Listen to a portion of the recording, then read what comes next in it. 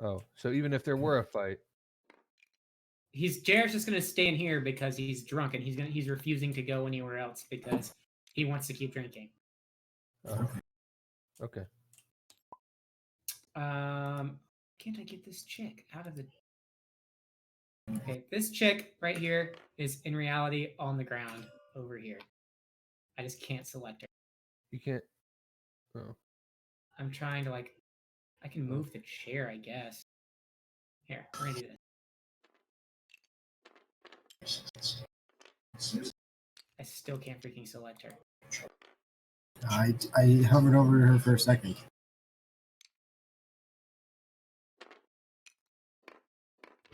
Oh, what? I see it. Got it. She's on the ground. Whoa. Good. There we go. All right. All right. Are we ready to go? Wait, who moved JR's guy? I'm gonna put him over here. No, put him in here. Keep him in his guy in All right. the room. So do we want to? Okay, then he'll just be behind us. He's right here. Oh yeah, he's staying right here with. Yeah, he's just chilling there. Oh, and whoops, I need. David is.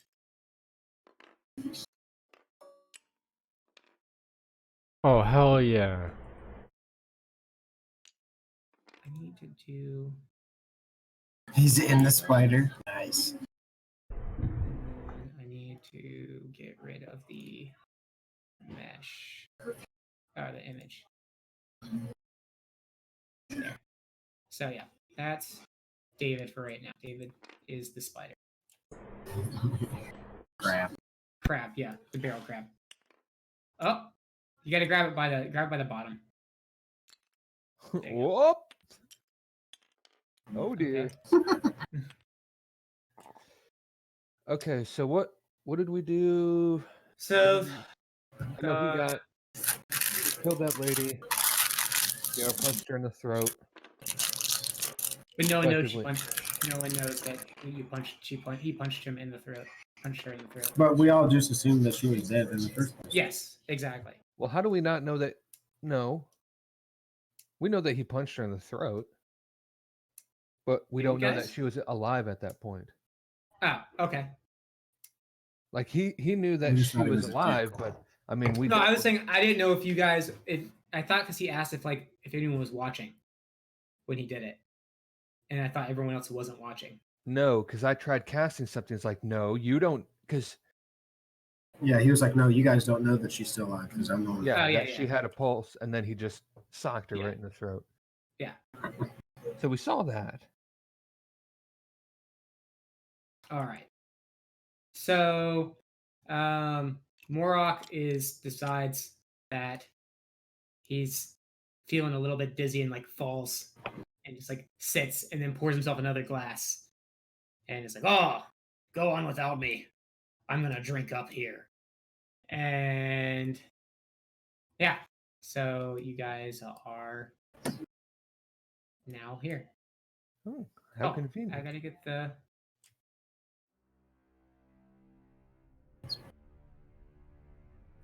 The music, yes, nice.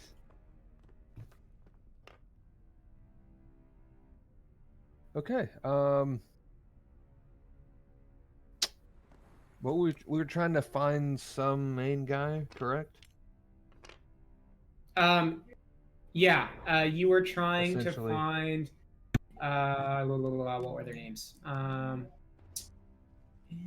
the kitchen. Gilzer Gorp and Gilzer Goop or some Fibble Stib and Dabble Dob in the workshop. Okay. All right. Well, if he's gonna sit there, I'll follow. That's gonna be a problem.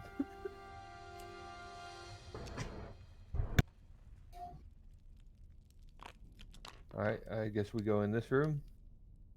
And as you guys leave the room, you hear a loud belch. From the room we were in?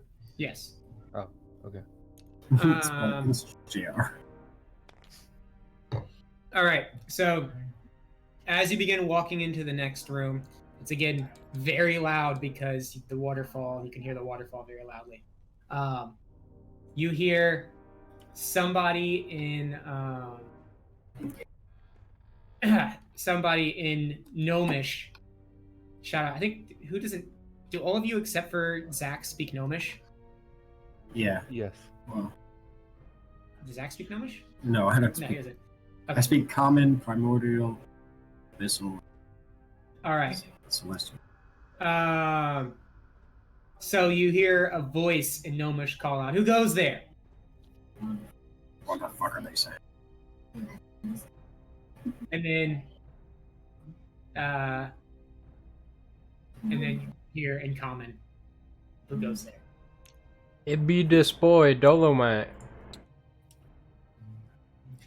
What do you want? We're looking for Dingle Dopper. Fiddle. Who are you? You know what? Oh my god, my middle mouse button is not working. Stand still. We have to investigate you. Okay. It's an investor. So, are these guys locked? They are locked. Unlocked. Well, Oh, he's gone. and he's back. Zoopity doo. And he's back.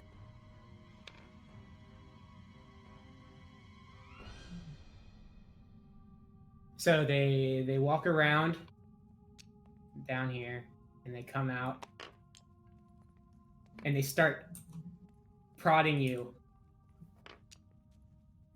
with like whatever it is with their little like maces. Like poking me? Yeah, they have like little sticks. They're walking around and investigating you, checking you guys out, and poking you. And you guys are chilling like right here.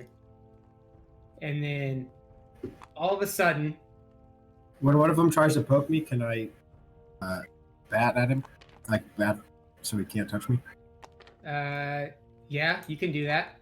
Yeah. I'm So gonna- you bat at them, and then they immediately back up, and they have their weapons ready. Everyone roll for initiative.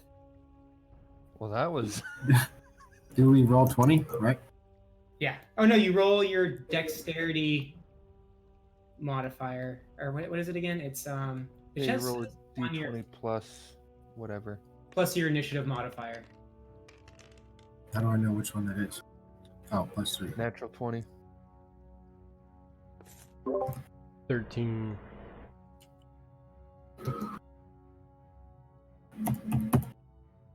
Seven.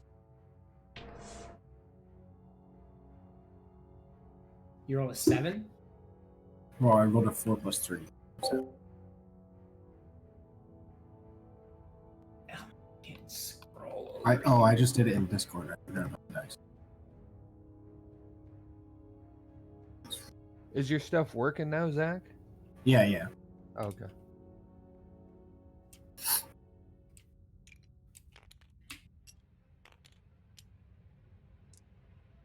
Whoops.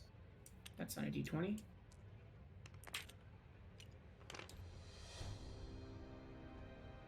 So Zach rolled a 7. Total.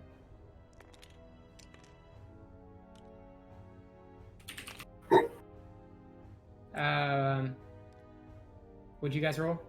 Natural 20. All right. 13. 30? 13. Oh, 13. All right, so this is the order. Nat 30. All right, so they actually haven't started attacking yet. They're just like, they backed up and they're like at the ready to attack.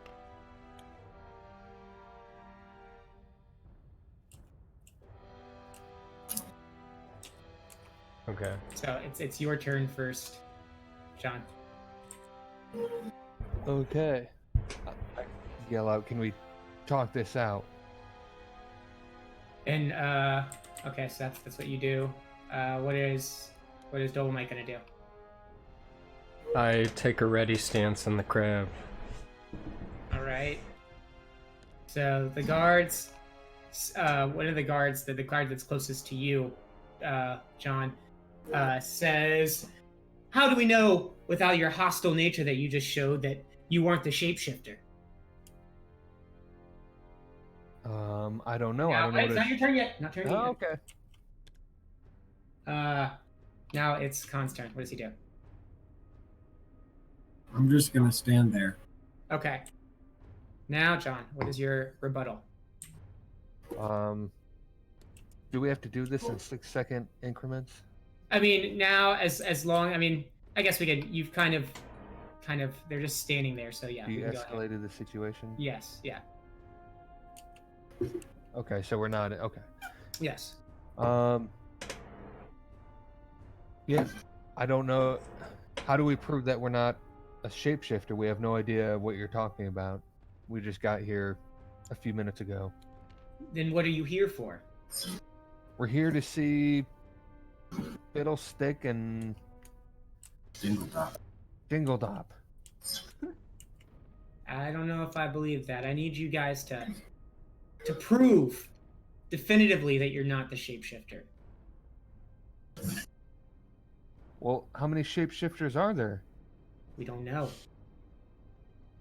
Well, if we're the shapeshifter, wouldn't we start attacking you? Roll for persuasion. I don't know how. So, am I allowed to speak to the other party members during their turn? Yes. Oh no, we're not. We're out of turn order now. You can do whatever Natural you want. 20. So he lowers weapon a little bit and scratches his chin. He's like, you know what? That actually makes a lot of sense. Yes. You know what, Pog? We can let these guys go. There's no way they can be the shape changer. We'll hang back and keep a lookout. Pog just nods and they both walk up. And they walk around and again take their post. Okay. I asked you guys are free to go on. I asked them who that lady. Was it a lady? At that shooting the arrows at us. Oh yeah. That was a lady. I asked them who that is. Freaking A, what was her name? The task lady. Task. Yeah. I gotta remember her name. That was Factor. She's kind of has a few loose bolts, if you get what I'm saying. She's got Keep a her few around more for now. defense purposes. Oh, okay. Got a lot of loose bolts now. What do you mean by that? Nothing. She's just silly. Oh, all right then. All What right. do you So where are you guys looking to go? Do you know where you're going, or do you need directions? Well, the people making the bread told us to go across this bridge. Where you're trying to get to? Whoever your leaders are, I don't remember their names. I should Take probably me write to your leader. Oh, the leaders? You won't have much luck talking to them. We have kind of an issue going on right now. What's the issue? We're probably not the best to talk to you about that. You may want to go into the workshop. I think Dabble will be able to fill you in better than we can. I'm assuming that's across the bridge. Yeah, just go across the bridge, go past the Spinny Denny room, and then you're right there at the workshop. All right. Across the bridge. Dilly dally. All right. So hold on there, David. Hold on. Dilly. Slow your roll. Dilly dilly. So where? So as you guys get to the water, the rope bridge, it is 30 foot above the water. Treacherous fall. As you guys walk across, Lovier and Karn walk across this just fine. But as the barrel crab starts walking across, it starts getting all wobbly, and its legs are going through the holes in the rope bridge. And so, Get out of the crab. at some point, all 8 of the legs are like stuck in between the holes between the wooden planks, and it's just like the barrel on the actual bridge. No. No, it's not. No, it's not. I'm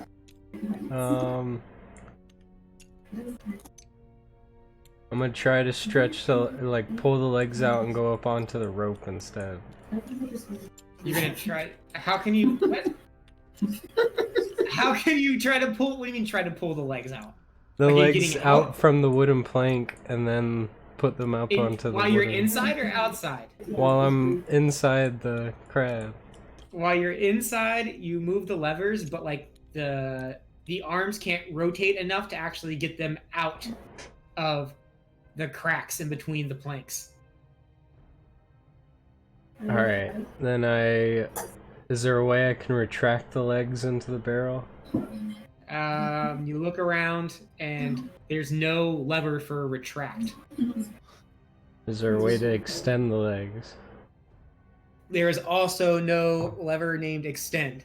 The fucking useless crab. Alright, I guess I'm getting out of it. Alright, so you get out of the crab, and you are now out of the crab. What kind of couldn't stick? last forever.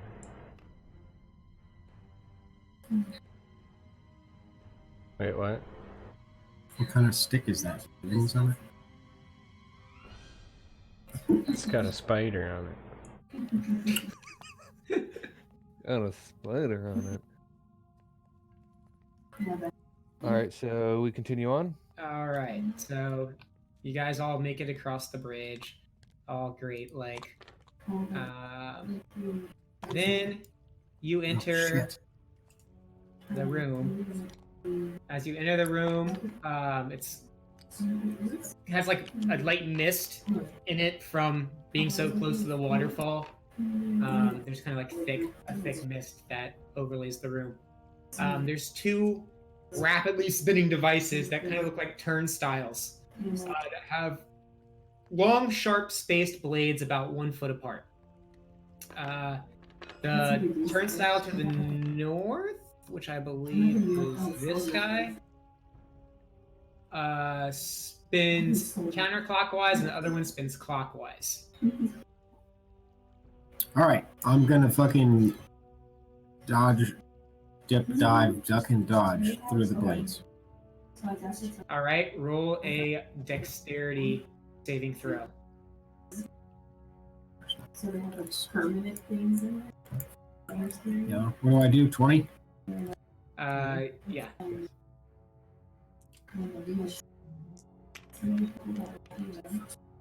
Natural 20. Alright, Plus 5.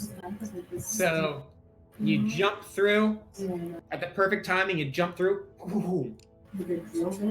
And as you're jumping through, even though you are very nimble and very so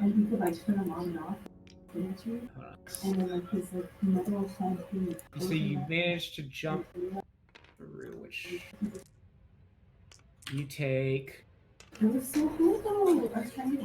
11 damage as a blade just like nicks you.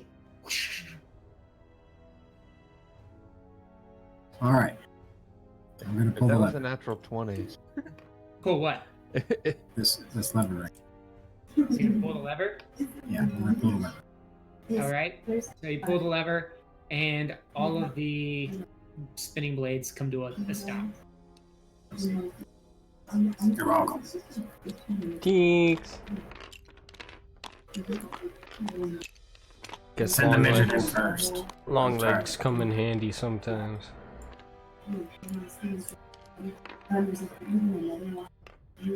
I So- enter.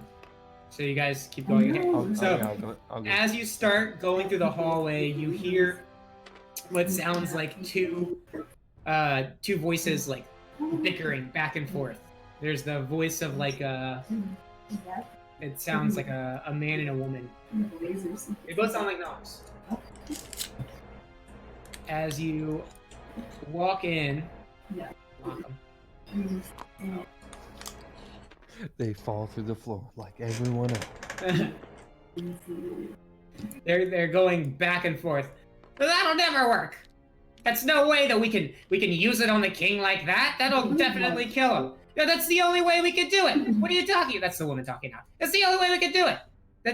There's no other way to cure his madness than to use the new ray. What are you talking about? What are you proposing? Well, and then the man's like, well, I don't know. I mean, it's too dangerous. It's not been tested. It's just I'm not for it. If anything, we should take a vote for the entire colony. And he turns around and he notices you guys, and it's like, oh, who are you? Dolomite. Who are you? Oh, Dolomite. That's nice to meet you. Why are you here? For all your gadgets. What do you have? Gadgets? What? There's no time for gadgets right now. We have a crisis on our hands. You're talking about a gadget. I heard about it. Yeah, and I've said that it's not going to work, so we're not going to make it. What is this gadget? She is proposing a sanity ray, which will it'll melt his mind. I guarantee it. She doesn't know how to work with lasers.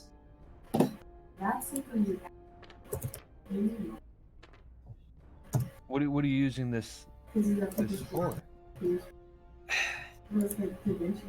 Well, you see, we kind of have a little issue on our hands. We here in Gnome Garden, we have two kings.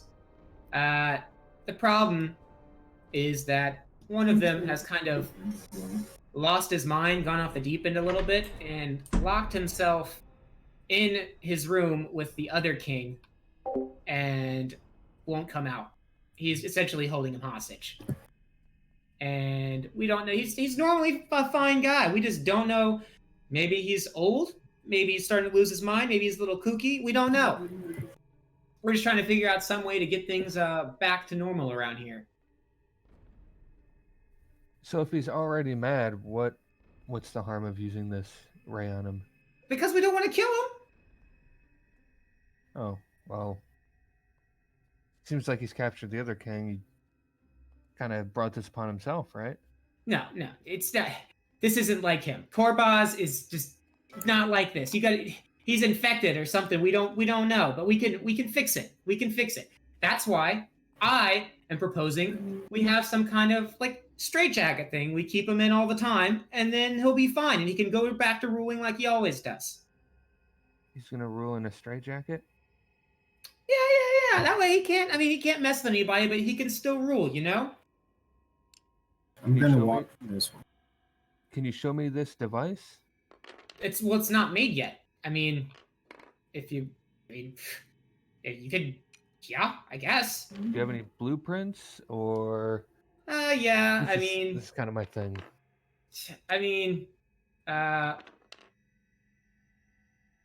Dabbledob, it's her blueprint. So if you want to get the blueprints, you got to get them from her. It's her design, and she won't even really let me look at it. I just know that knowing Dabbledob, it's not going to work. Is that who else is standing in the room? Yeah, that's this chick. Okay. And she like biggers back. Oh no, you don't know that. You just don't like how I do things because it's better than the way you do things. It's more classic fast, patriarchy. efficient. You're just stuck in your old ways. And he goes back. Oh no, you younger generation these days, you don't know what it means to do hard work, and you don't understand old work ethics. And they start bickering back and forth again. So I ask her for the blueprint then. Why should I show you my blueprint? Because maybe I can take a look at it and see what I think about it. Because if you don't, I'm gonna beat you with a stick. You said what? Persuasion. Am I being helped? I don't know. Is anyone helping? Yes. Can I help intimidate? I hope so. Good. He's not intimidating. Oh, well, I told her I was gonna beat her with a stick if she doesn't do it. Is that help? I mean, So that's it's- 2 different checks though, because that's Okay. it's like someone saying, "Oh, please, Yeah. can you help me?" and then another person being like, "Do it, or else I'll kill you." Okay. Yeah. I don't. You It don't? doesn't pass. No. Would you roll a 1? 5 total. 5? Oh, total? Yeah. It's like I kind of am a little protective about my designs. I don't want someone stealing it and taking credit as their own. So I don't really feel comfortable sharing that with you. Because that's what Fibblestib always likes to do, is he sees my good designs and claims they're his own. Well, then how are you gonna expect anybody to try to put any faith in your invention? Because I'll make it and I'll use it myself. Okay. Maybe we So- could talk to him. So then Fibblestib's like, so what are you guys actually here for? We were seeing if you guys had any tech to help kill the white dragon. White dragon, you say? Yeah, Huh, sounds pretty serious. a little bit. Yeah. We have, we might have something, but, being the situation we're in, how about, you scratch our backs and we'll scratch yours? Sure. Why not? So, if you could kind of figure out this whole Corbos thing, then, that'd be pretty helpful. We could figure something out, possibly. Okay. What do you propose we do? I mean, I don't know. If we knew what we could do to fix it, then we'd be doing it ourselves. I start scratching her back. She kind of like walks away, like she like moves, like thinking maybe it was by accident, like kind of like an awkward like thing. All right. So where do we find these two then? They're Or in someone the that we look for help. they are in the hall. If you go down out the hallway to the east, and then take that next hall to the right, that's their room. But don't expect to get in because they're locked in there. All right. We start heading that way. Okay. Hold on. Oh. That's west. Was that west? I meant. Did I get my thing backwards? Yeah, sorry, west. That's what I meant. So it is this way then. Yes. Hold on 1 second.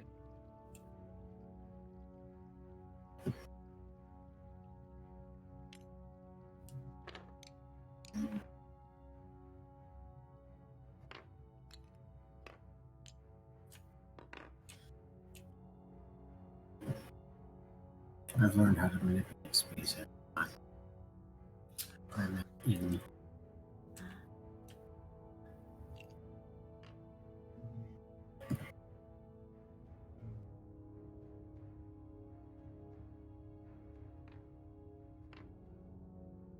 Okay. So you go which way? Okay, so you're in this hallway. Now which way do you go? What were the directions again? To the right. Okay. I want to go.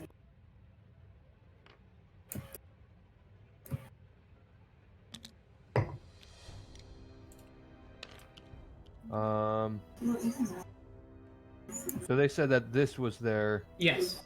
door. Yes. Okay. Well, I guess we'll save that for. Let's go left then. You go left. Yes.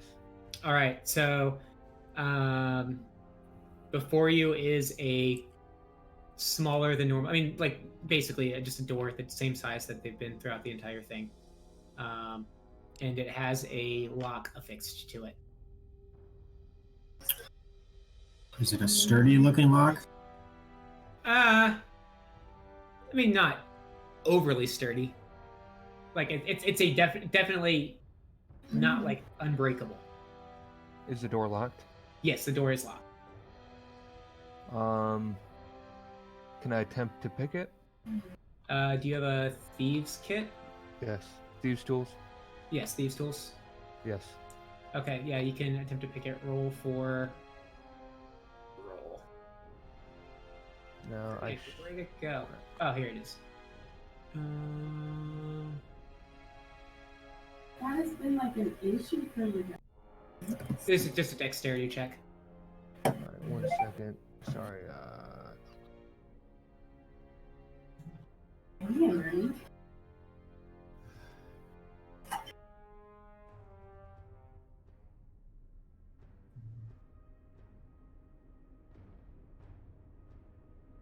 Sorry, 1 second.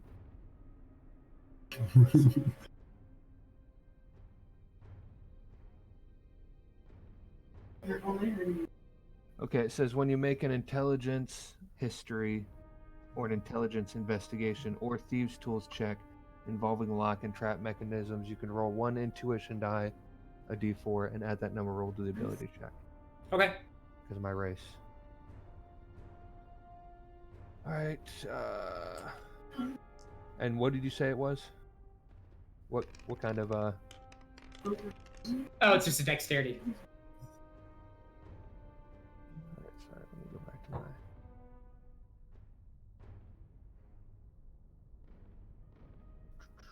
So it'll be a plus. So it's a plus. So I'm at 13 right now. Okay, never mind. 14. 14.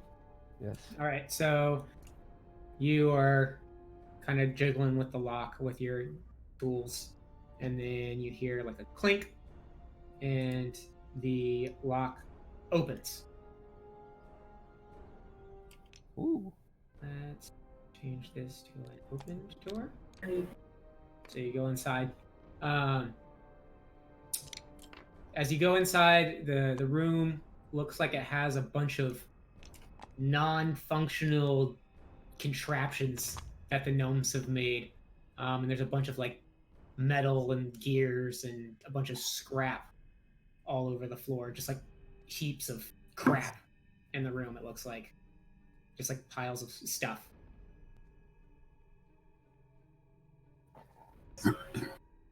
Okay. This looks like a cannon over here in the corner.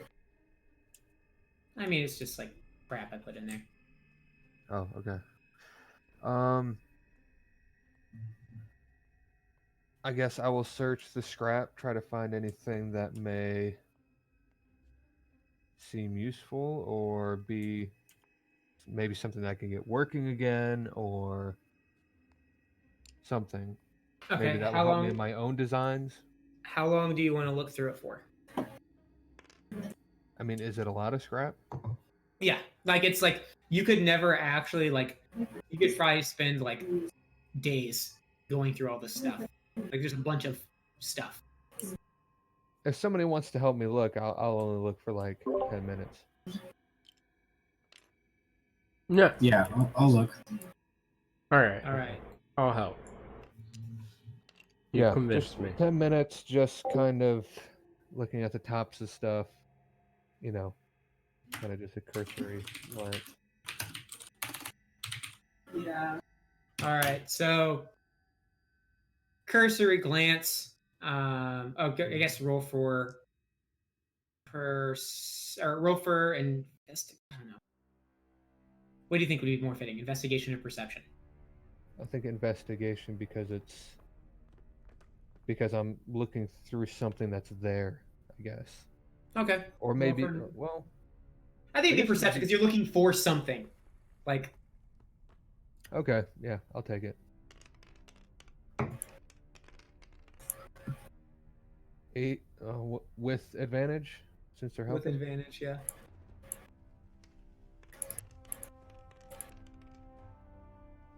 So it's an 18 plus 1, 19. 19. Yes. So Perception. you take like a cursory glance around for 10 minutes and like move a little bit of stuff on the top surfaces, and don't find anything of that looks like of immediate interest. Okay. That's all I wanted to know. All right, so we go to this door then. Oh, Right. So you get to.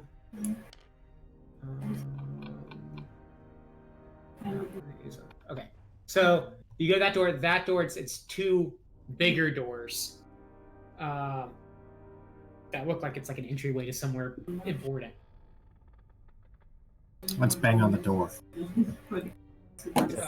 Okay, so you bang on the door, and you get no response. Is the door locked? No. I open the door.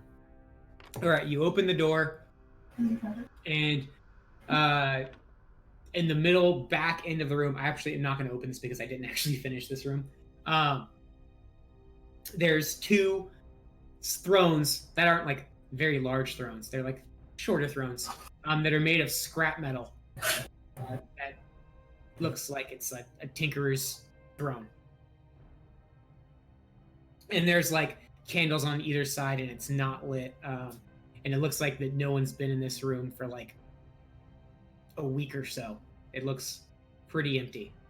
Would you want to delete the black box so I can? There's nothing in there. Just to get a scale of like what the room is, even if it's an empty room, like that's. I will say it's a.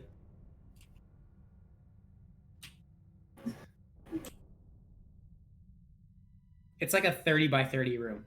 It's a big room. It's like a throne room. Okay. Is there anybody there? Nope, nobody's in there. I guess I do another. Is there anything else in the room? There's no like no. It's pretty much just the thrones and the candles, and it's like there's like some like stuff up on the wall, like just like gears and stuff on the wall. Nothing like it's just like decorative pieces. There's nothing. That I want to take 3 candles. You would take 3 candles? Yes. Okay.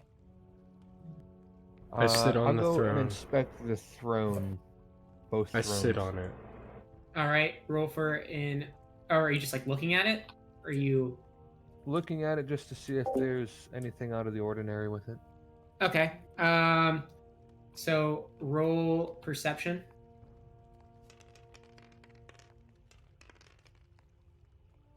Ooh, 12.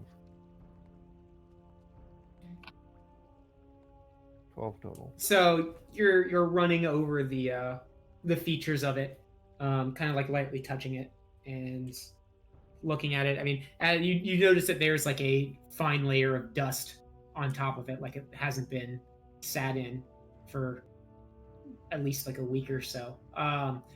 As you're running over stuff, you're like poking and prodding at it a little bit, and like a gear comes loose on it, and then it's just like it wasn't attached well.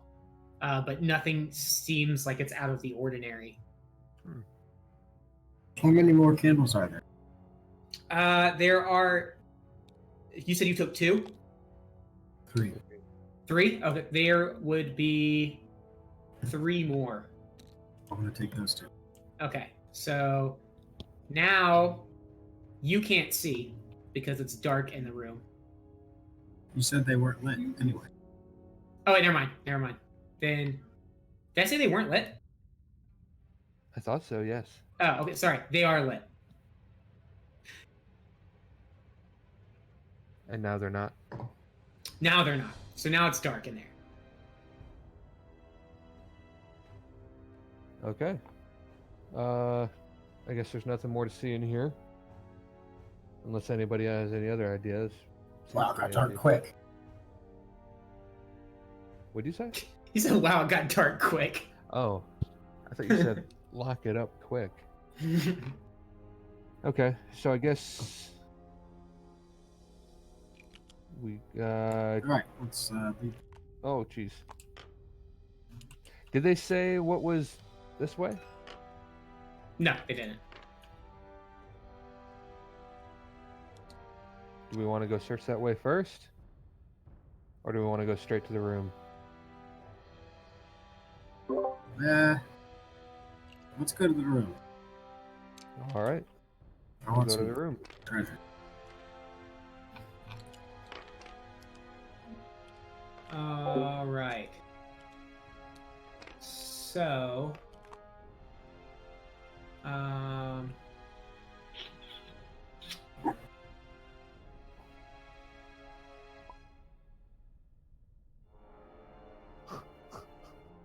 So you approach the door, and again, this is like a little bit more fancy of it. It's the same size as the door to the room with all like the clutter and stuff like that, but it looks a little more ornate. There's some more like decorative pieces on there. There's some designs of gears and stuff engraved in the actual wood on the door. And on this one, you see like a pretty hefty lock on the door. Okay, we knock on the door. You knock on the door, and you hear a voice on the inside. Just go. What do you want? We've been asked to see what's going on in there. What's going on in here? Are you the shape changer? Are you here for me again? You're not gonna get me this time. Who is this shape changer? Oh, the shape changer. That's what the shape changer would say. You know exactly who the shape changer is. Shape changer. I really don't. We asked the guards up front, and they wouldn't tell us either. Roll for persuasion.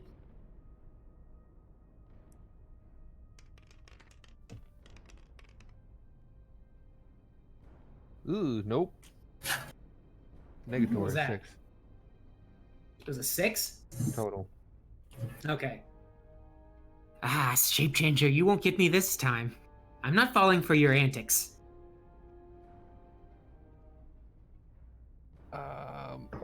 What? Can I attempt to break the lock? My stick. You can roll My a corner. strength check.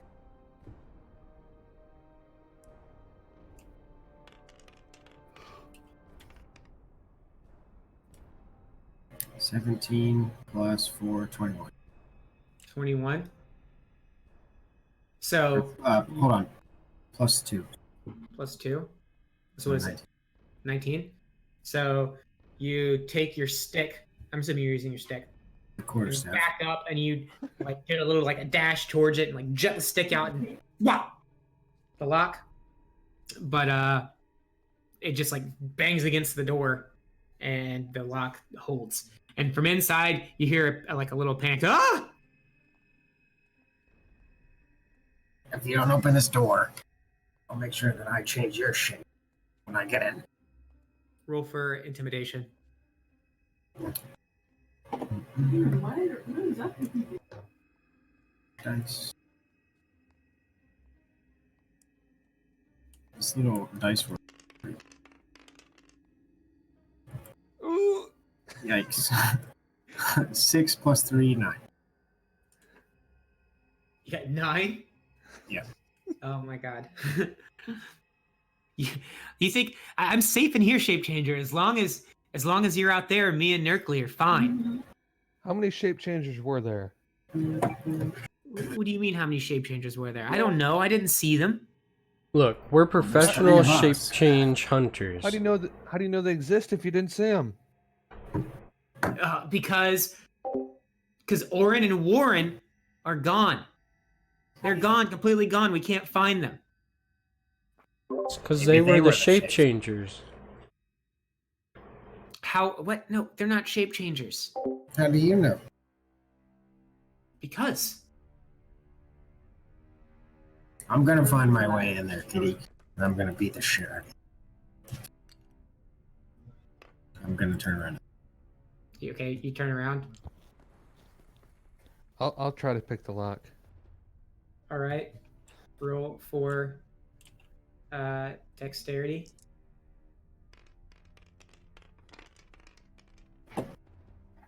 Oh yeah, that doesn't happen. Sorry. 6 plus 8 total. So, so you hear from inside again. Shape changer, you already tried to take my life once. You can't pick the lock. We have the strongest one, specifically to keep you out.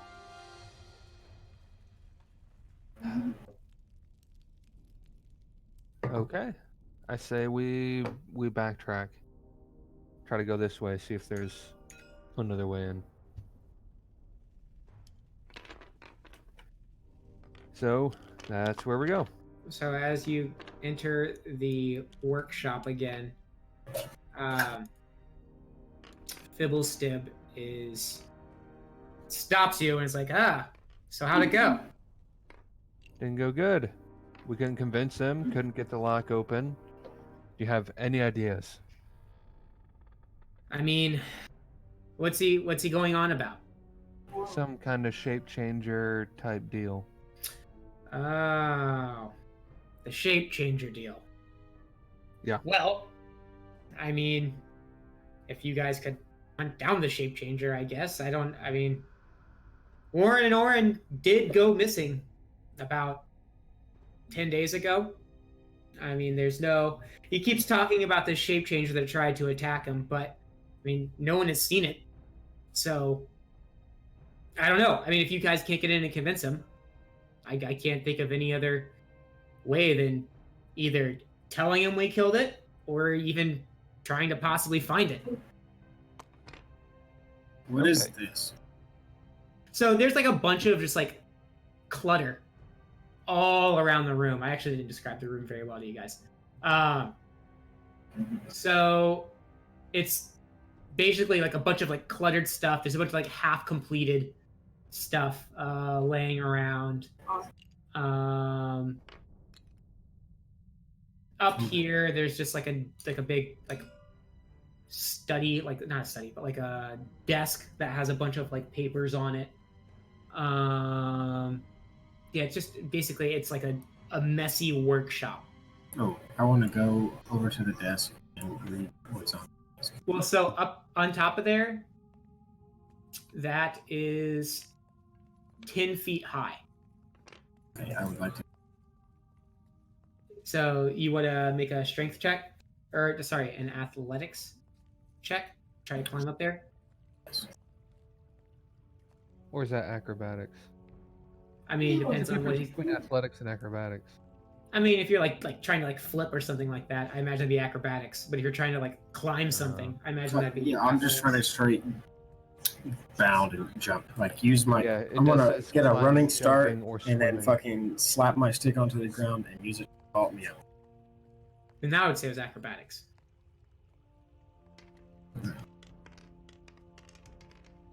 Oh, if he's pole vaulting. 8 Yeah. plus 5, 13. 13. Yep. So, as you stick your stick down and vault up, you realize you're not going to be high enough to make it. And so you kind of just like crash into the side of the raised area and then slide back down. I go around and open the door. Damn it.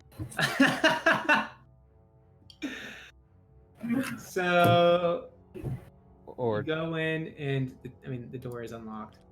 okay. That's freaking hilarious. And I read what's on the desk, or kind of what's on the desk. I guess. So I should. on the desk, there's some like papers scattered around, and there's a book, like a leather-bound book. It's a bunch of like letters with like a bunch of like pieces of paper, sorry, with like scribbles on it, like pretty. It looks like hastily written. Half of it's only legible, and there's like a leather-bound book on there as well. I inspect the leather-bound book. The cover says "Magic of Nomengard." I kind of peruse through the pages to try to get a general understanding of what the book is, or what Okay. the book is about. Roll for what is that? Like we were like trying to. That'd be, I guess, an insight, They were like Cassie's in the or that'd be. I can never remember freaking which one. I can still feel. That sounds like insight to me. Let's Either that or like perception, I guess. Well, no, insight. Insight is determining true intentions of creatures. It's just reading, though. Well, you're trying to decipher if you can like understand anything from it. Oh, okay. So it's either going to be. I think it's going to be an investigation. It's not like a religious book, so it wouldn't be a religion roll. It's not. Oh no. Investigation.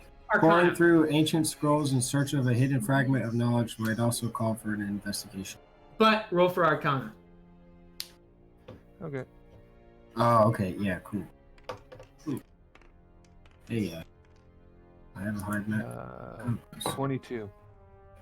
22. Yes. So, as you go through it, you notice like a lot of spells that you have, like that looks like they'd be common, like wizard spell, like a wizard would be able to take advantage of it. Going through it, you see something that mentioned like detect magic, mage armor, sleep. You see stuff for like things that could be taken as spells. Okay. Hey, that's for me. I'll hold on to it for now. Okay. So you have the leather book. Dolomite doesn't know this, correct? Correct. Okay. So I'll hold on to it. So this is more magic in nature than tech in nature? Well, I guess... Yes. From looking through it, it looks like it's more magic based than like Tinkerbell. Like it looks like it's actually like true magic. Okay. I'll hold on to it. Okay. Because otherwise they'd be fucking it up and be like, Okay. and Let's see. I guess we'll... Oh, so I guess we were talking with these people? Yeah, you were. I guess yeah, we never really... I was like, it doesn't. So I'll go back down. Yeah. So Dipple or Fibble, not Dipple Top. Fibble Stib. It's like, so. Do you guys have any ideas on how we can possibly, if this shape changer even exists, how to find it? That's what I was going to ask you. Hypothetically, if it existed, what were his claims, I guess? Where do you think we should start looking? I mean, he said when he was attacked. Hold on 1 second. Gotta actually.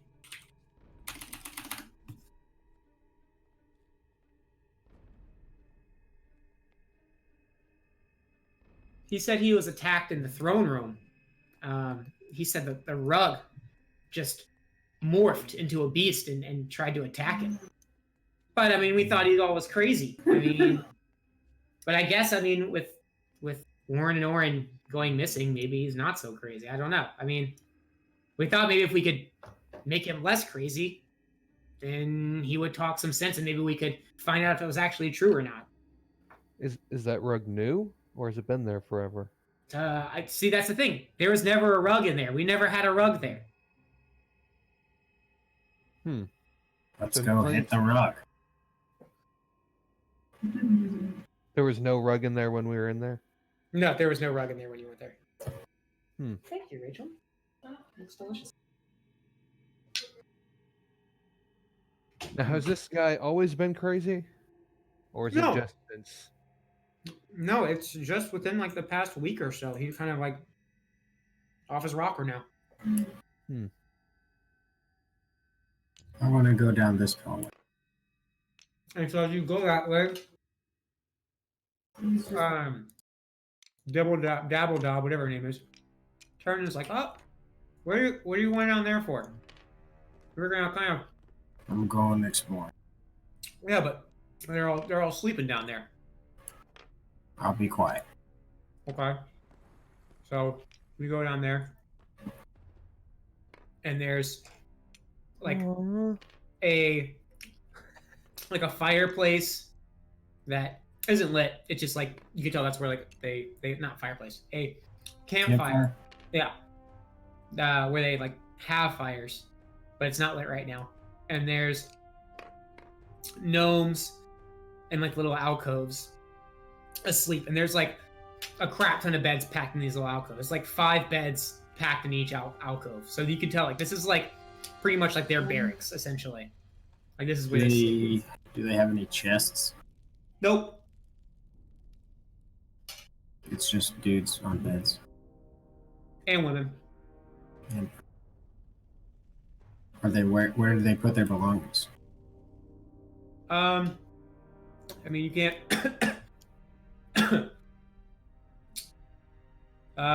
You look around, you can't really see anything that looks like they have their belongings in there. Alright, I'm gonna fucking turn around. There's nothing down there. Let's sleep a little. I just worried about they're actually doing. All right, so So Fibble Stibs, like, so, I mean, do you have any ideas on how we could possibly root this thing out if it's real? well, if we found this rug, I'm sure we could. Do you have any idea? So nobody's seen a rug anywhere. Might not be a rug. I mean, no. I mean, a rug would be pretty obvious.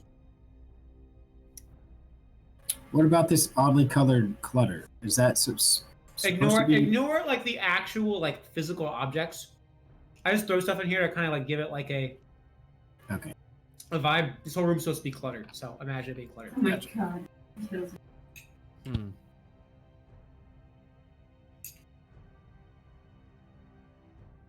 Let's see. I guess we do you have anything that can detect magical items? If this thing can shapeshift, it's got to be using some sort of magic. If it's hiding as some sort of inanimate object. I mean, we have this little we have the magic gizmotron, but it doesn't seem anything. I mean, it's been acting normally. It runs all the time, but we haven't noticed anything abnormal with it. And he turns around and he points to like, it's like a box sitting on top of like a shelf that has like a bent antenna, and it kind of has a light on it that's constantly like pulsing on and off every few seconds with a red light. Looks like it's broken. Yeah. Can I look at it to determine if it is actually working? Yeah, roll that'd be, I'd say, like an investigation check for sure. Okay. Yeah. Yeah, I'm glad she agrees with me. Oh. Oh, you heard Cassie? Yeah. 11 total. So you take it in your hand, kind of shake a little bit. You hear some rattling around in there, but I mean, you crack the back. You see like a little lever on, or a little like panel on the back that you open up, and you can actually make sense of the like the technology behind it. And from the quick glance over, it doesn't look to be like working incorrectly. So it's working, as far as I know, it's working Yes. correctly. Yeah. What is the range on this thing? Have you taken it into the throne room? I mean, usually we leave it here, and it can detect any kind of weird magic, even outside. So, I mean, if anyone's casting spells or anything, it would definitely catch it. I don't have any fucking spells to cast. Somebody try casting a spell.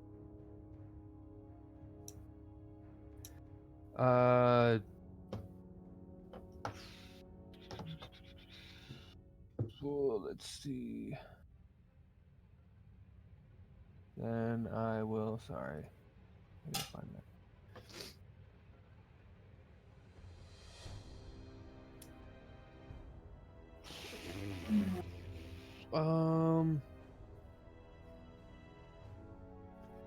So if using me casting stuff, that's still technically magic, correct? Yes, yeah. So like anything that I do. Your inventions are magical in nature. Okay. So I have one of my little spiders essentially cast Spare the Dying. So it'll kind of give off a little magical pulse. Hold on 1 second.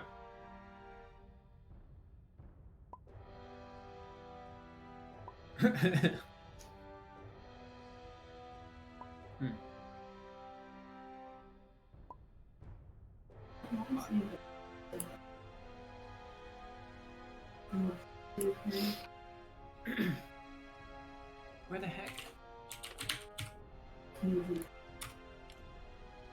Ah, there we go.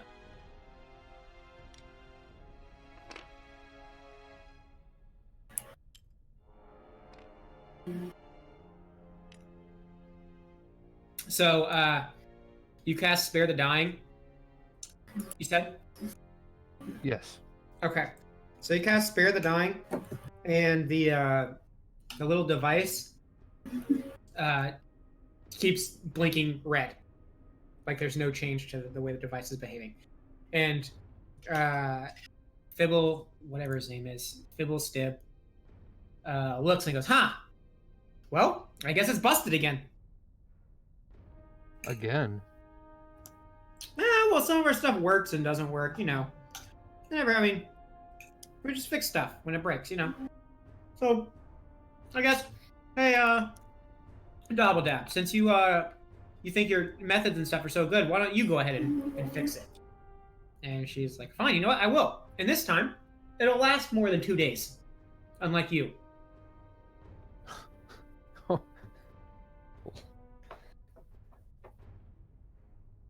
So does she fix it? Yeah. Oh, she takes it, she grabs it, but I mean, she doesn't start working on it immediately. Oh. Like, are you asking if she's gonna fix it right now? Yes.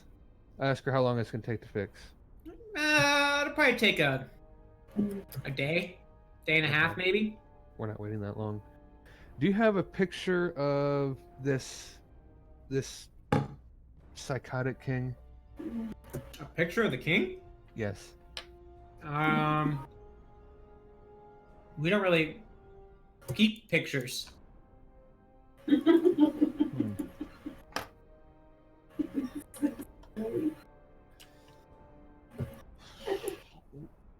I tell your girlfriend to stop laughing at me? It's making me really self-conscious.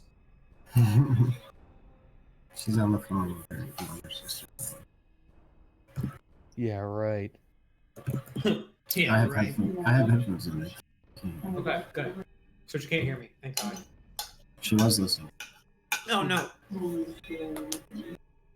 I know JR had detect magic Hold on. that he could technically cast if he I were used to. two drops. Yes. But I was like, Jara has detect magic? Huh? Jara has detect magic? I I thought he did, yeah. yes. Let me check his thing. Yes. Okay. But if he's not able to do that, I mean, you could go see. let's see.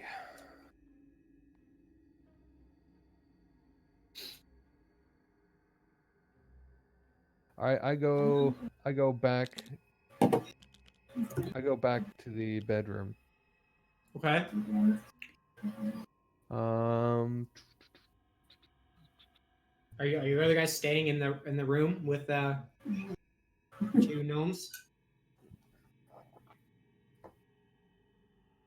Yes, no?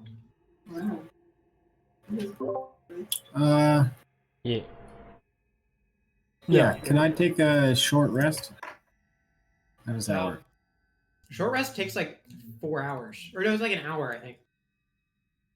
Alright, I'm gonna fucking sit down in the corner. I'm gonna whip out my urn. You're gonna take a short rest by yourself, okay? I'm gonna just take a short rest. Alright, so you're out of commish for an hour. Okay. I knock on the door again. What about doing that? What's Dolomite doing? Yeah, I'm gonna follow. but also, come on. You're going up there with Jump him? in and out of On the the door? car. Alright, so you knock on the door. And I have And- 4 small metal spheres. And then In you're, my pocket. yeah, and then you're almost like, is Okay. I have them in weight. Okay. So I knock on the door. You knock on the door, and you You hear know, it's so funny, 'cause, like, back on the other side. What do you want? I'm just like thinking about So it. It was so we're hearing from everyone else a rug attacked you? A rug? Yes, that's right. Any idea? Say that you weren't crazy. Is I'm there not any- crazy. I saw it. Of I course. saw it. So then how do we find this? If I knew that, would I be in here right now? I don't know. What do you suppose that we do? I don't know. That's why I'm here, because I've got to protect us. The kings must survive. Okay, so I go to the throne room now. Okay, you are in the throne room.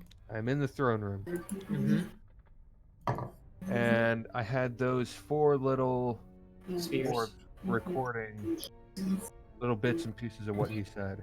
Uh-huh. And so I play the first one, 6 Okay. seconds long, of his voice in the throne room. Okay. And so as you play it, kind of bounces off the walls because it's empty in there, and nothing really happens. Hmm.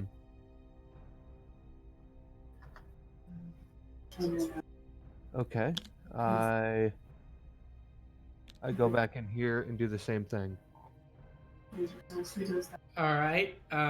So you pull. It's each one has a different recording, or what? How's it Yes, work? it's Okay.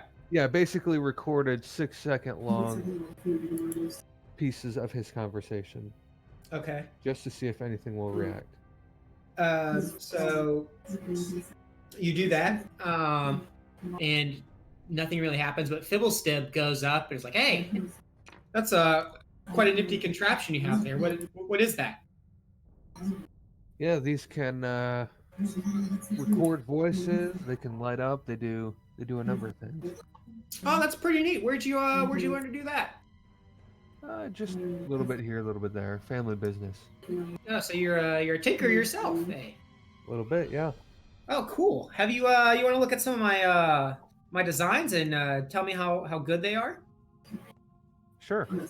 And he's like, "Oh, hold on 1 second," and he goes back over to like a shelf that has a bunch of just like rolled up papers and just like it's a mess over there. And he shuffles through them for a little bit and comes back, and he's like, "Oh, I thought up this one a few years ago. We had some issues in the lab, as we often do, but I thought this would possibly help us. Haven't had the time to make it yet, but I just thought it'd be kind of nifty." Go ahead and roll. What do we say it was? If you're looking at like technical papers, Arcana. Yes. Well, investigation. I guess Arcana would be the best because it's like a spell almost. Like it's stuff about spell.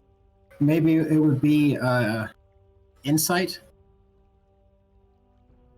It's recall lore about spells, magic items, and eldritch symbols, which I guess like tinker items would be considered magic items. So I think Arcana is the best fit. Okay. Okay.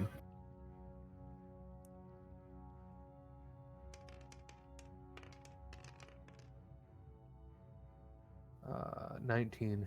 19. Yes. So you look over the blueprint, and it appears to be a device that can be used to put out fire. And from looking over it, it looks like it's a pretty solid design. It looks like it would work. Yeah.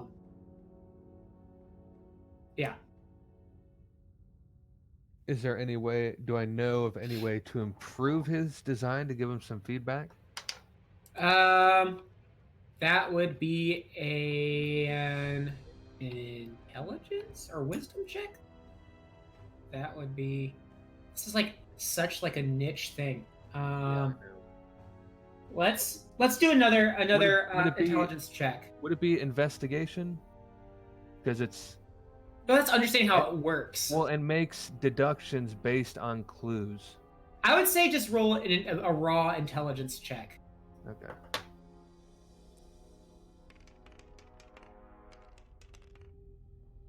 Oh, okay.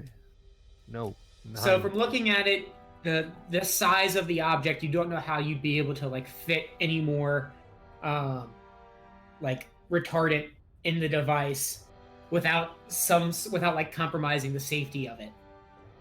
So you can't really see a way to improve it. And I tell him just that. And he's like, "Oh, see, I knew." The younger gnomes here, they think that they know more than us veteran types. So I'll go ahead and put that one back on the shelf as a success. And then once we get around to making it, we'll make it. And he's like, "So do you have any Any cool stuff that may be interesting to us? And Any cool designs? I show him the spider, the little mini spider. All right, so like you hold your hand out and it like crawls out So, on it, and he like his eyes get big. He's like, "Oh man, now what is that?" And then you see Dabbledob like immediately comes rushing over too, and it's like, "Oh my gosh, that's amazing!" He's kind of a jack of all trades. Can do medicine, can attack, defend. Wow, that's absolutely insane. It's so small, and it does medicine. You said as well. Oh yeah. Wow, that's absolutely unbelievable. And Fibblestims, like, do you have any kind of like schematics for it, or something that we could use to potentially integrate into our own designs? I assume I don't. Okay, I mean, you made this thing, so you do have like, I mean, you know how it was made. You probably don't have the blueprints on you. Is there a way that I can recreate rough blueprints? I mean, Or yeah, that- you that could. I won't mean, take, there's like forever. no. I mean, you could like. I mean, you have to ask for like paper or something and stuff. But yeah, Okay. you would be able to recreate the blueprints. Okay. So I asked them. I say, I can drop some blueprints for you if you give me a copy of what you just showed me. And For he's the- like, "Oh, sure, that's perfect." And so he runs back over to the his little like space with all the papers, and then what's her name? Dabbledob goes over there too, and like starts like they start ruffling through stuff, and then so he pulls out a and they're like kind of like bickering back and forth a little bit. They're whispering, so you can't really hear them. And then so he comes back, and he like basically they have like a crazy like contraption thing, and he sets a piece of paper, like the piece of paper at the old blueprint. You can kind of like make out it was the blueprint that you looked at earlier, and he sets it in it, and then it makes like the machine like spins to life. The gears start moving, and steam starts pouring out of it, and it's kind of like loud and making a bunch of noises, a bunch of moving parts, and essentially it starts like there's an arm at the bottom that looks like it has some sort of writing utensil on it, and starts like essentially making a copy of the blueprint. And so it goes for about like 3 or 4 minutes, and then it comes to like a halt, and then the machine lets off one last puff of like steam. It kind of just like lets out a long hiss, and then he grabs the paper and runs back over. He's like, fresh off the press, here you go. And he also hands you a piece of blank paper, and then he grabs like next to him from like a pile of like a bunch of just crap. He grabs into it and pulls out like a pencil essentially, and hands it to you. And I'll go ahead and start drawing the blueprint. Okay. So I guess that'll give the other two an option for a short rest. Yeah, if they want to. Did you want to take a short rest, David? Yeah, I guess so. All right, and that'd be a short rest for you too, probably as well, because it's not like you can sit down. Because you can like writing is like a short rest activity. So let's say that. So how does recovering the hit points? So you hold on one second.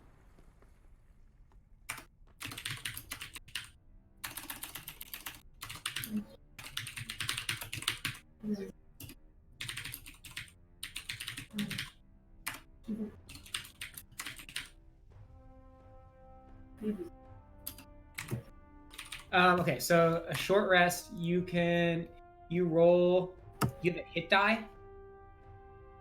and you get to roll your hit die. So if you in D&D Beyond, you can actually hit short rest, Right. Yeah, I did. and then it asks, what does it ask you when It you do it? says reset maximum HP changes during this rest. And then it has down below hit die 1d8 plus 3 total 2. Yeah, so you can choose to roll a hit die, and then you can expend one of them. Or you can roll. I think you can. Can you roll all your? I think you can roll all your hit die. Hmm. Let me actually check that. It didn't change my HP or anything. No, because I think you have to put it. I think you change your HP yourself. Oh, okay. If I I'm at think. max HP, then Then you don't want to use your hit die. a short rest doesn't do anything for me then. If you're at max HP and you haven't used any of, like, yeah, it doesn't really do anything. Oh, I rolled a 1. Orders.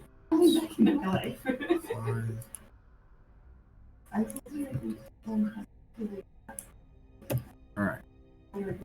Boom. Short rest complete. Let me read what it says again. Short rest. The character can spend 1 or more hit die at the end of a short rest up to the character's maximum number of hit die, which is equal to the character's level. For each hit die spent in this way, the player rolls a die and adds the character's constitution modifier to it. The character regains hit points equal to the total number. The player can decide to spend an additional hit die after each roll. A character regains some spent hit die upon finishing a long rest. So, yeah. So you add the roll plus your constitution modifier, and that's how much health you get back.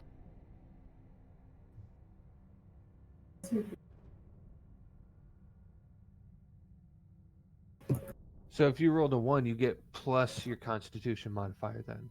Yes. Yeah. Okay. Alright. All right. So, Yeah, I don't need so my you, max HP, so. so I mean, if you sit around for an hour versus long or short resting for an hour, it's the same thing essentially for you. So you're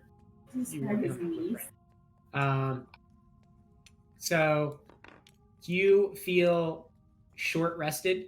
Karn feels short rested. Dolomite feels short rested.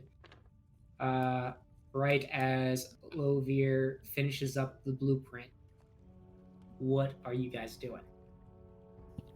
I want to go back into the throne.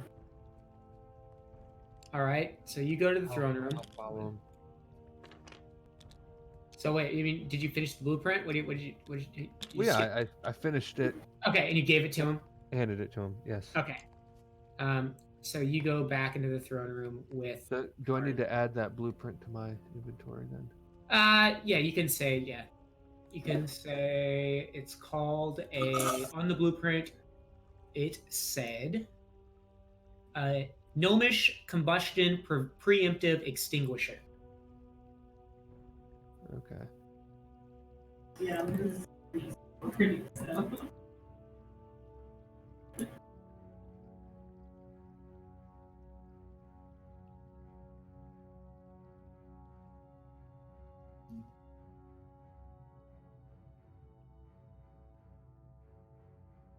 What's the Dolo gonna do? Oh, I'm gonna follow. You're gonna fall out? Follow to the throne room. Oh, come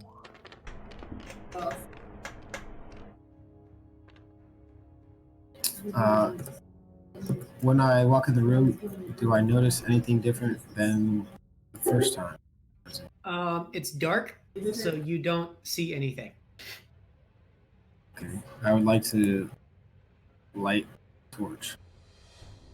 Do you have like a kindling kit? I have a torch and a tinderbox. Okay, sweet. So you light a torch. Does a torch make, what kind of light does a torch make? Check. 20-foot radius for bright light and dim light for an additional 20. Okay, so roll perception. Sorry, I'm also in there, by the way. Okay. Let's see.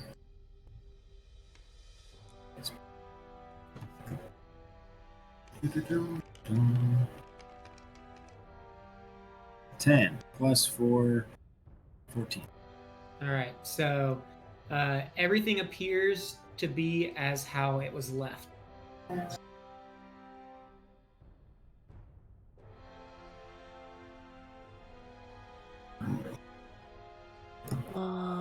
Can I? Now this may be. How does casting mending work? Like that broken detect magic thing. Can I? No, because I think mending is more so like on living creatures. Like it's like a, it's not like a repair. It says this spell repairs a single break or tear in an object you touch, such as a broken chain link, 2 halves of a broken key, a torn Oh, okay, yeah. Then that would work. That would work. as long as the break or tear is no longer than 1 foot in any dimension. The spell can physically repair a magic item or construct, Yes. Okay, then yes, it would work. but the spell can't restore magic to such an object. Okay, so I go back here and ask them if I can take a look at that magical doohickey. And so Dabbledob is like, "Oh, I was just about to start working on it. Do you think you can? Think you can fix it?" So I open it up and attempt to fix it All right. with So- mending. Yeah. I So want to extinguish the torch. Okay. Are you? Wait. Are all of you? Where are all of you right now? There's a lot of running around. I'm confused where everyone is. I'm still in the throne. Okay, you're still in the throne room, and you extinguish the torch in the dark. Yeah, So and now I'm you're just chilling in the dark. meditating. Okay. So you open up the doohickey, and you casted Mending. mending. Yes. There's no roll in that, right? It just works. No, it's a cantrip. Okay. Yeah. So it's just me repairing. Yes. item. Yes. Yeah. So you take the item and you open it up and you start testing stuff out. And you notice that there's like a short somewhere that there shouldn't be in magical energy flow. And then you are able to reroute it. Takes you about 15 minutes. And then the device, you've done it successfully, but the device still continues to act the way it was acting previously. Like it was still flashing that light on and off for a few seconds. Okay, I take it into the throne room. All right. Compost. Oh, man. Is there any change in this machine? So the machine behaves exactly the same. So cool. And so does this detect it like throughout this area? It's a CJ. What'd you say, John? This thing will detect it throughout the whole area? Yeah. I mean, they said before that it detects it like in the whole, like even outside. Like it's Sure, supposed it to be even like works. a very large area. Okay. So I go and bring it. Sorry. I go and bring it back. I ask them about the 2 missing people they were talking about. Yeah. Information on that. So, as you mention it, Fibblestib kind of like starts to like get a little bit emotional, and then Dabbledob is like, "Well, it was like I said about 10 days ago. They just went missing. No one's heard of them since. No one's heard from them since. It's just we don't know if they ran away. We don't know if they just somehow vaporized themselves. We don't. I mean, because there's a lot of dangerous equipment in here, but we don't know. So there's no way we can go try to find them. We don't know what happened. No. I mean, no trace at all where they've been.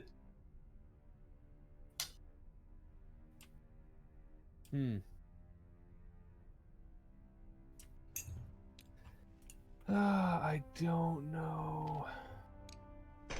I guess our only option is to convince the king. Is to what? Convince the king. That's it. Yeah, I have no idea. I don't know what else. Bring the box. Tell him that we fixed it. Okay. That's what we'll do.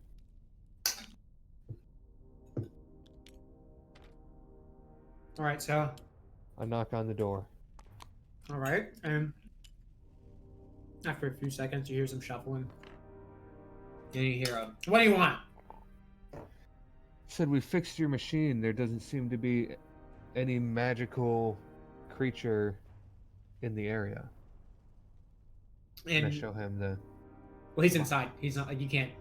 The door is closed. Well, And so he's like, what do you mean you fixed the machine? The machine was never busted. it was busted. And I try to explain to him how I fixed it All right. in layman's terms. Yeah. Roll for persuasion. Can I assist him? Yeah. How do I roll as well, or? John gets what's it called? He gets advantage. Well, 12. So just at the door, the king is like, I don't believe it. I think it's still out there. I know it's still out there. I mean, it wouldn't just. Why would it leave? It's just gonna feast on us one by one. So do you think it's still here? I know it's still here How do you know it's still here? because I just have a feeling, a deep down instinctual feeling that none of us are safe. Which is why I'm not taking any bets here, and I'm keeping myself back here.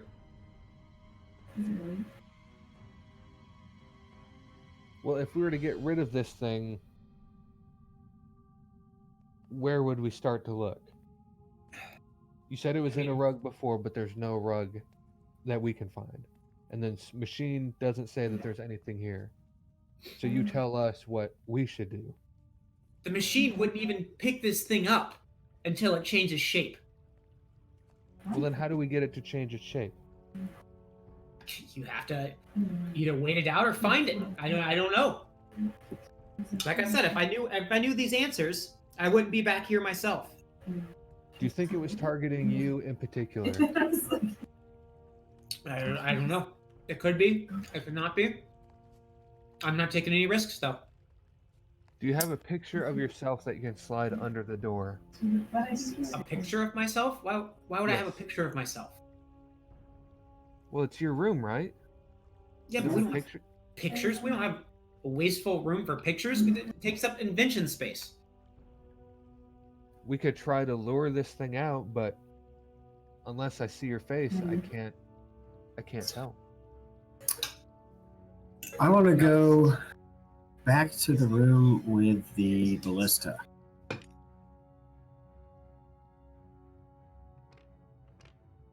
So the before you're in that other room, the king says he doesn't have any pictures of himself. Now with you in the room in the ballista, go ahead. Doc. Is that lady still there? Yes, the body is still there. I would like to investigate the body. All right. So roll for investigation.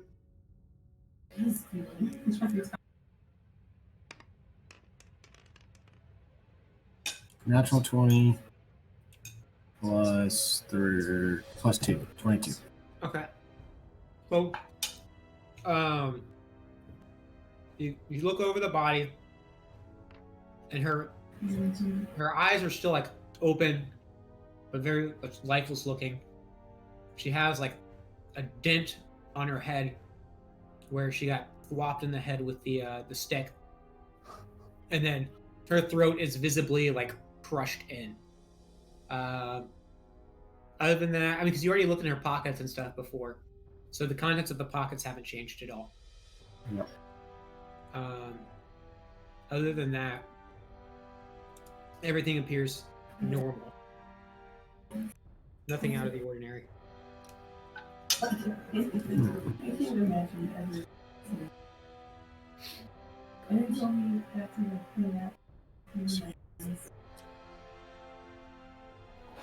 I want to hit the chair with my stick.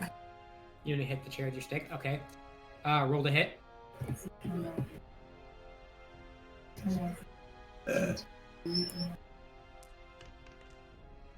13. 13 plus your dex plus your proficiency. 16 plus 2. 2. So that's 20 something. 18. Okay. Roll for damage.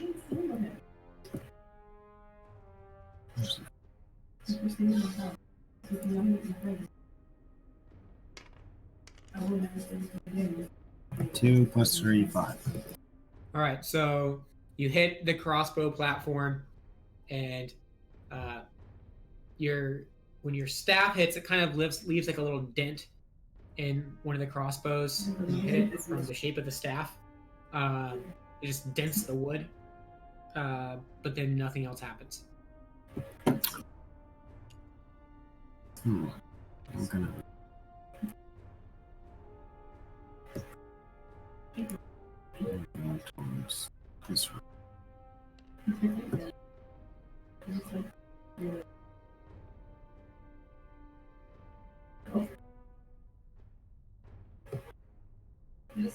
So what's going on now? I wonder what would have happened through the door. Roar! You know, just like I asked I the want to king. ask them if they've seen anything. Hey, hold on a second. What'd you say, John? I was gonna ask the king if he knows of any way to lure it out. Any ideas? The thing is, if I was it, I mean, it seems like it'd be more in the lie in wait type. I mean, I don't know. Maybe setting something out. I mean, Sorry. It found us. It sprung my its trap. But the king is like, I don't know I don't know how this thing behaves. I don't know. I don't know if it moves. I don't know if it seems like it just sits and waits until someone's in the right place at the right time, and then it attacks. So you were in the throne room when it attacked. Yes. Were you alone? Yes. Okay. All right. So I go to the outside of the throne room, Okay. and I would request that both of them follow me. Well, only Dolomite's with you right now, so he's the only one that can hear you. Okay. I'll wait out here. Okay. What are you doing, Zach? I'm gonna ask him if they've seen any new items around there. Any new Shop. items? Yeah, like any weird shit that just showed up. Which one are you asking? Which one do you approach? The one we talked to earlier. Okay. So he turns around and is like, "Oh, I mean, we're busy a lot. We don't. I mean, stuff's moving around all the time. No, I mean, we haven't seen. I mean, nothing seemed out of the ordinary to me. I mean, boxes and stuff. We're moving boxes and stuff all the time in the pantry, but I don't know. Nothing seems odd, out of place. We actually, now that you mention it, we were missing some of our bread, but that is a little strange.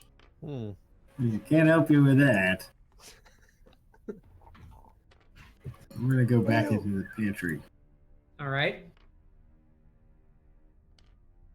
Do I notice anything about the pantry? Actually, you know what? I'm gonna fucking hit this box with my stick. You gonna hit it with your stick? Yeah, I'm gonna hit it. All right. Roll damage.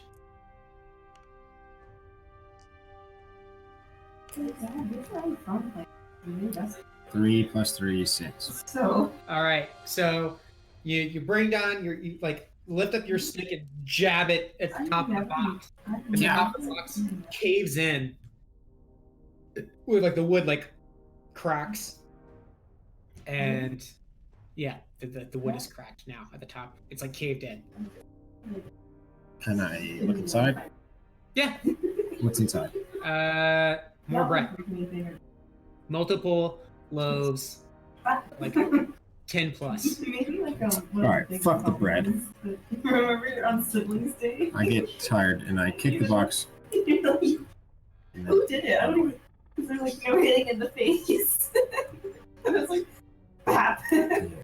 All right. So you walk back to the crab room, the crab barrel room. This one's gone, right? That one's gone. Yes. It's just- Can I investigate it? Yeah. Roll for investigation. What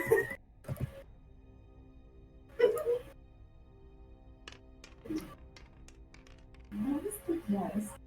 12 to It's 14. just like all little kids. All right. So you look at the Wild. crab And thing. they're like dumping at each other. And nothing really seems significantly different than the one that's sitting on the bridge, trapped with its legs between the planks. Same hatch. You look inside. Same like looking levers that were on the other one.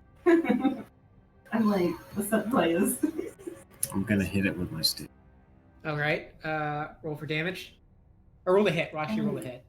Yeah, it was literally just. Oh. It lived. 5. 5. Well, what do I add? Strength, right? You add your dexterity and your modifier. It's 10.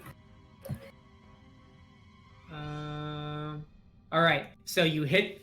Basically, you go down to bonk it on the top with your stick, but your stick bounces off pretty much, and the crab doesn't seem to like be dented or anything. Like there's no visible sign of damage. Dejectedly, I leave and I start making Make your way back. Roll for dexterity. As you're crossing the bridge, I guess acrobatics, crawling over the crab that's trapped in the bridge. 19 plus 5, 24. All right, so you're able to like maneuver yourself over the crab without falling off of the bridge. Yeah. All right, so Didn't find anything in the rest. as you go through the workshop, they tell you that they said they were going to go investigate the throne room, so you know that they're in the throne room. Thanks. And now you are all in front of the throne room. Okay, so I tell the other two to wait out here. And so I go into the throne room. And I have one of those metal orbs. Well, actually, I'm not in there yet. Sorry. So The door's I open. Unless you wanted to not be in there yet. Not yet, no. So I activate one of the orbs, and I have it come up with a static image of dolomite. Okay. Yeah. And I talk to the static image, and I just leave it in the throne room, and I said, "Wait right here. We'll be right back." Okay. And so then I walk out of the room, and I guess we're all kind of behind this corner right here, and we wait. Okay, how long do you want to wait for? I want to close the door when it comes. And maybe we'll hear something, I guess. How long do you want to wait for, though? We'll go.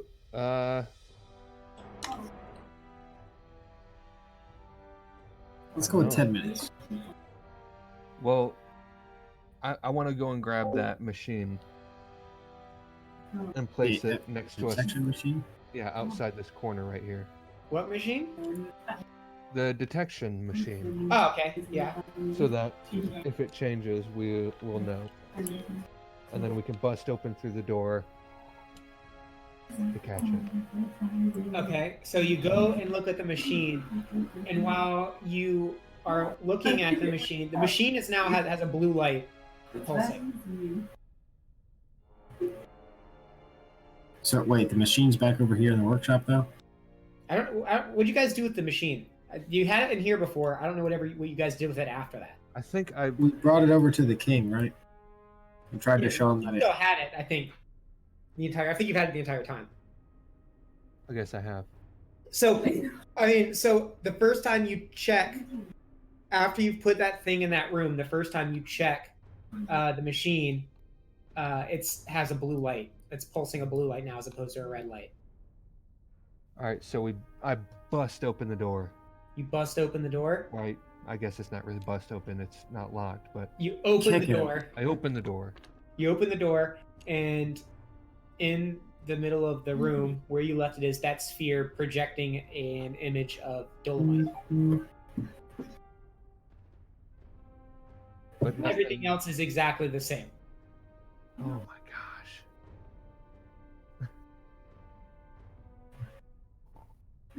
Okay, so I fake talk to this Dolomite and say, I thought I heard something in here.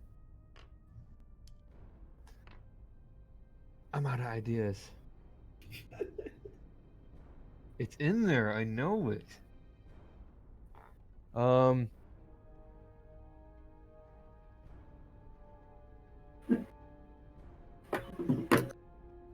What if we sit on the throne? One of us sits on the throne. Alright, so I take the static image out, and then I say, Dolomite, we may have to use you as bait. It seems to like you. Alright. Just yell when you hear something. Now, what are you doing with this? I mean, do you have that magic detector out like all the time? That what? The magic detector device. Do you have that? Have you put that away? Like, how are you using that? Are you big is it? constantly carrying it? It's like, I'd say like walkie-talkie sized. Yeah. Okay. So as you said, you took the static image of Dolomite away. Yes. So as you do that, the light goes back to flashing red. Fucking balls. Oh my gosh. This is so stupid. I'm out of ideas. I sit on the throne. All right, you are sitting on the throne. And I'll just wait. I'll wait outside the door. Okay. And we'll wait. How long are we waiting for? Let's start with 10 minutes. All right. 10 minutes passes. Nothing. Let's wait some more. An hour, I guess. I don't know. So we could take a short rest and monitor the radio. Or monitor the machine. I was like, I have to go poop real quick while you guys decide what you're gonna do. What? I know it's in here. I have no idea what we're supposed to be doing. He says he didn't finish this room, but that's a lie. Yeah, we just have to figure it out. Yeah. That's so dumb. I didn't even think of that. He got me good on that. The static image. Yeah. I'm like, oh! So what are your balls? What are those? It's called You could just- magical tinkering. It says, imbue a tiny non-magical object with a magical property of your choice. And so I can have up to 4. So it's a 5-foot radius of light, up to 6-second long recorded message, emits an odor or nonverbal sound, such as like wind or waves. A static visual effect, including up to 25 words of text. You can affect a maximum of 4 objects at a time.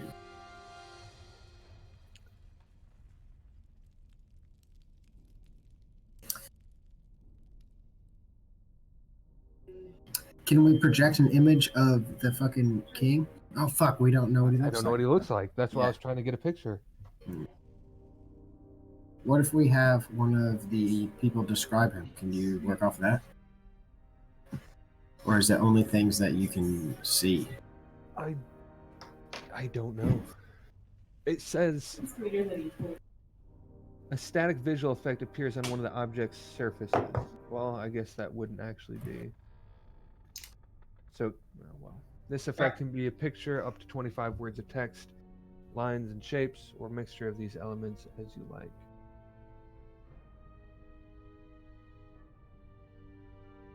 All right, so what are we doing now? Waiting an hour? Sure. All right. So short rest. I'm gonna fucking. That's not a short. An hour isn't a short. Or I guess it is. You can do a short. Up to an hour is short rest.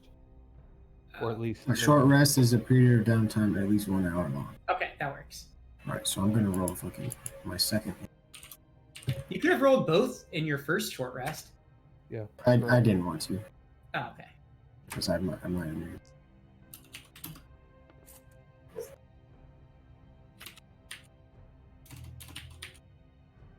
All right. So in that hour, nothing really interesting happens.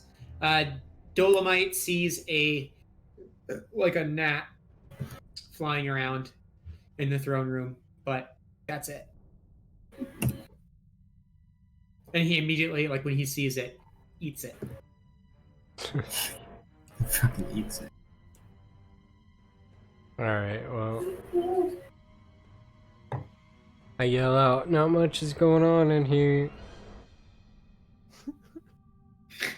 Because it probably knows based on you just yell.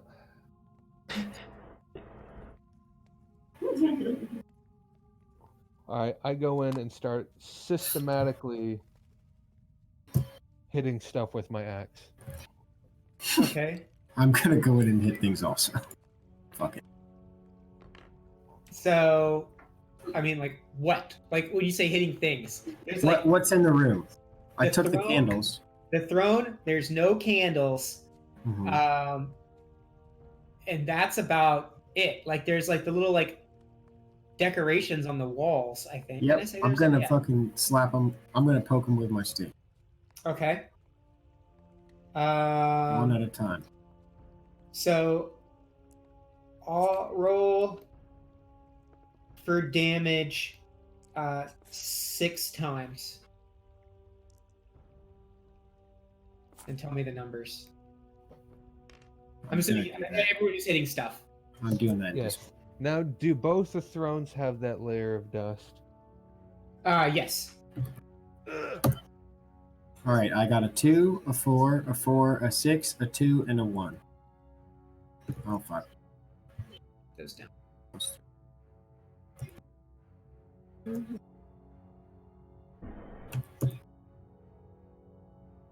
John, do you roll? So 7, 8, 9, What am I rolling? 4, 9, 7. Roll damage because you're going around just hitting stuff.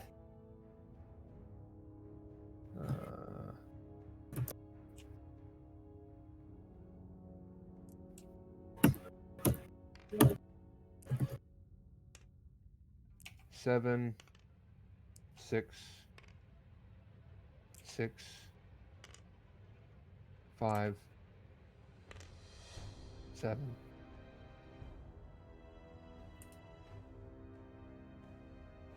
All right. Okay, so you guys go around to start like there. So on some of the stuff on the walls, you guys are like just going on the walls, just whacking stuff on the walls. Most of it gets knocked off of the walls. There's one piece that looks like a giant gear that's just like super dinged up after you guys hit it. You hit on the throne, and a few like little knickknacks that were on like part of the throne get like dislodged and come off, and so now there's like some clutter around the edges of the room where debris from the stuff that was on the wall and the throne are now on the ground. But nothing else happens. But nothing else happens. All right, I go back in this scrap room Okay.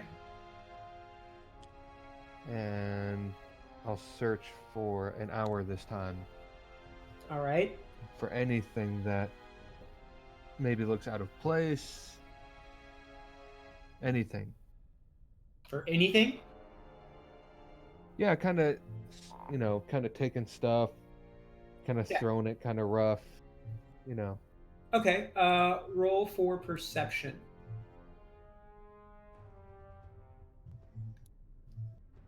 We're gonna spend 3 weeks turning this place over. Oh boy. 6. 6? Yeah. Okay, so you're going through all the clutter that's in that room. You come across what looks like a kind of like a necklace that has like gears on the front of it that kind of like catches your attention. So you pick it up and you like put it to your ear, and you can hear like a faint ticking noise coming from it, like it's working. And so, yes, it appears to be some sort of like device that appears to still be working, even though it's even in this room. Okay. I want to go sit on one of those. All right, so you're sitting on the throne in the dark. You're like I have a crawl your torch. way. Oh, you turn the torch back on. Yeah, I have 10 torches, so I'm continuously lighting them. So for up to Okay. for what 2 now, probably. Yep. This is the second one. All right, I'll go and ask what this necklace is back in this workshop.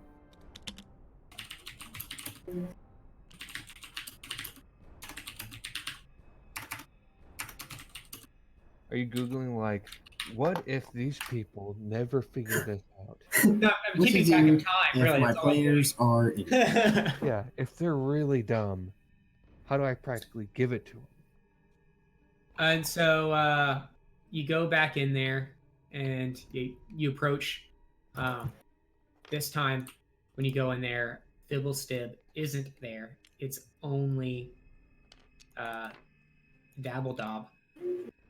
And you show her the amulet, and she takes it in her hands and looks at it and goes, "Ah, where'd you get this from?" I got it in the scrap room. The scrap room? Yeah. How'd you get in there? We keep that locked. Somebody must have forgot to lock it. Roll deception. I knew you were gonna go there. Deception, where is that? Ooh, +0. 9. 9. Yes. She kind of eyes you, like side eyes you, and is like, we don't leave that unlocked really because we don't ever really go in there, except when we have too much stuff in here. The last time someone's been in there was actually me, and I'm pretty sure I always lock it. So why don't you tell me the truth? Okay, we went in there while looking for, trying to find this shapeshifter thing. Okay. Well, I mean that's a good reason to go in there. That's a good thinking on your part. We didn't actually think to go look in there. That's a solid place that we should have been checking. So this is why we're glad we have people like you around, because we don't think out of the box much here. Apparently, So- neither do we. We can get, if we work together, I know we can get to the bottom of this. We will save our kings, and things will be back normal. We just need to think harder. So I'm gonna get off. you're off the throne now? Okay. So this appears to be a clockwork amulet that actually, there goes name again, I forgot. Fibblestib made years ago. Secretly, I threw it in there because I think it was stupid. So if you want it, you can have it. What does it do? So she goes into some like technical jargon that I don't know how to explain, but essentially what you get out of it is that you can make an attack roll while wearing the amulet. You forgo rolling the d20 to get a 10 on the. Wait. When you make an attack roll while wearing the amulet, you can forgo rolling the d20 to get a 10 on the die. Once used, it can't be used again until the next time. I don't know So how it's to like actually. an accuracy amulet. It basically gives you a flat 10 when you use it, as opposed to rolling. So you can just get a 10 once a day. And that's predetermined? Yes. It doesn't, like, I don't roll a 20. I have to choose that before I roll. Yes. When you make an attack roll where you can forgo rolling the d20 to get a 10 on the die. Oh, it's an attack roll. Okay. Yeah, You, an you attack just roll. get to pick whenever you want to do 10 damage. Yeah. Once a day. Not 10 damage, a hit of 10. Get to hit. Oh, okay. So 50% chance to hit then? No, so like things have an armor class, and so you can, if you have a general feel for like how weak or it is or like how strong it is. So like you guys have armor classes of like 17. So unless his additional bonuses, his like strength and his proficiency bonus, because you add that still to that 10. Right. So if Okay. you're going against something and you know that a 15 will hit it, and you don't want to risk rolling the hit die because only the attack die. The only bonus you get from like the potential bonus from an attack die is getting a crit. Other Right. than that, you just want to roll high enough to hit them. Right. Okay. Yeah, I'll take it and I'll wear it. Is it not? Can I not add it to your inventory? What is it called? Clockwork amulet.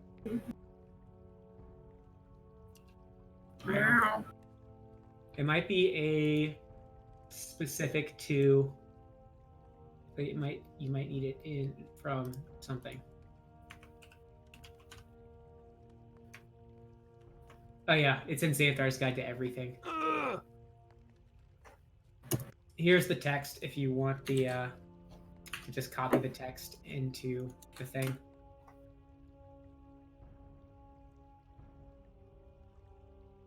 That's literally all it has in it, so that's enough to put the thing in. Okay, I'll just try to remember to homebrew it. Oh crap! My beer's overflowing. Gotta get picked out. Yeah, I he says to think harder. I think he says right place at the right time.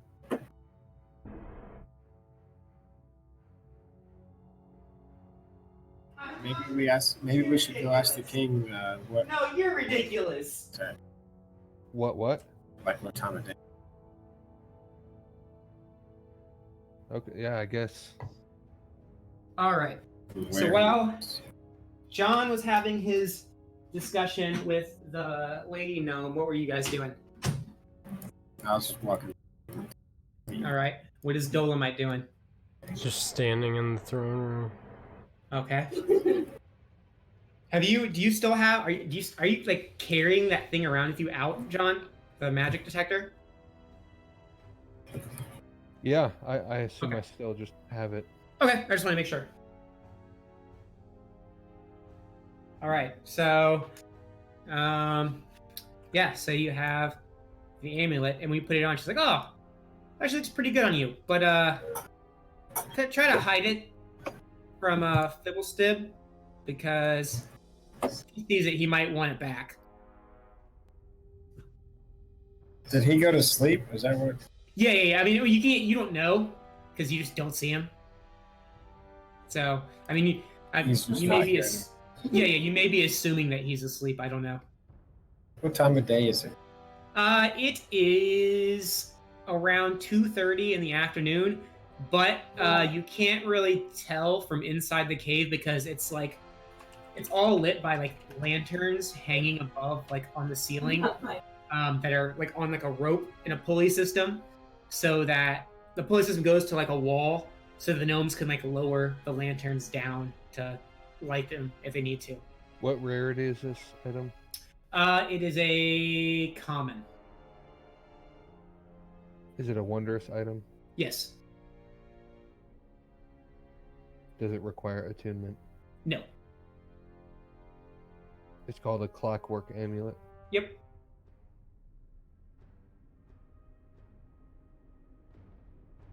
Okay.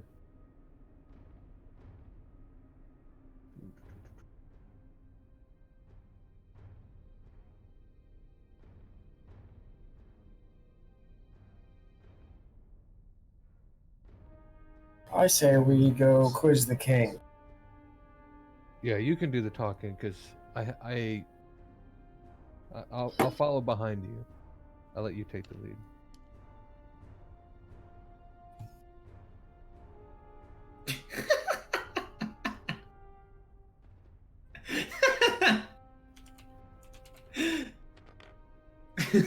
Then I end up sideways. Damn it. Wait, so what is Dolomite doing? He's still in, like, is he outside the throne room, or is he in the throne room? Just standing in the throne room. Just standing in. Okay. As you're standing in the throne room, you start to hear like voices. Like they start out super faint, but then they start building up loudness, louder and louder. Are they his normal voices? This comforts me. All right, so we're at the door. What do you want to do, Zach? I'm gonna knock on the door. Okay, good. That's how I was gonna help you for a second. So you knock on the door with your staff, and then you hear again, "Blasted! What is it?" We need to know more about your attack. What would you like to know? What were you doing in the room? I was sitting on the throne. What else was I doing in the Which throne? throne? The same one I always sit in, the right one. Throne on the right. What time was it? Time was it? It was probably about 3 or 4 a.m. Did he really? Yes, he really did. Jeez.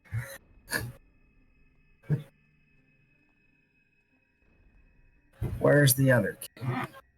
That he's in here with me. I'm protecting him. Have him come to me. He can't. Why I've not? got him back here. He can't come to the door. Why not?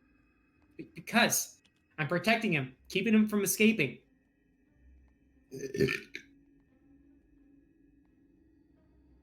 Have him yell at me. So we don't assume. And he scuttles off. And then you can hear like shuffling, and then like a few seconds later, you can hear, "Oh, I'm in here!"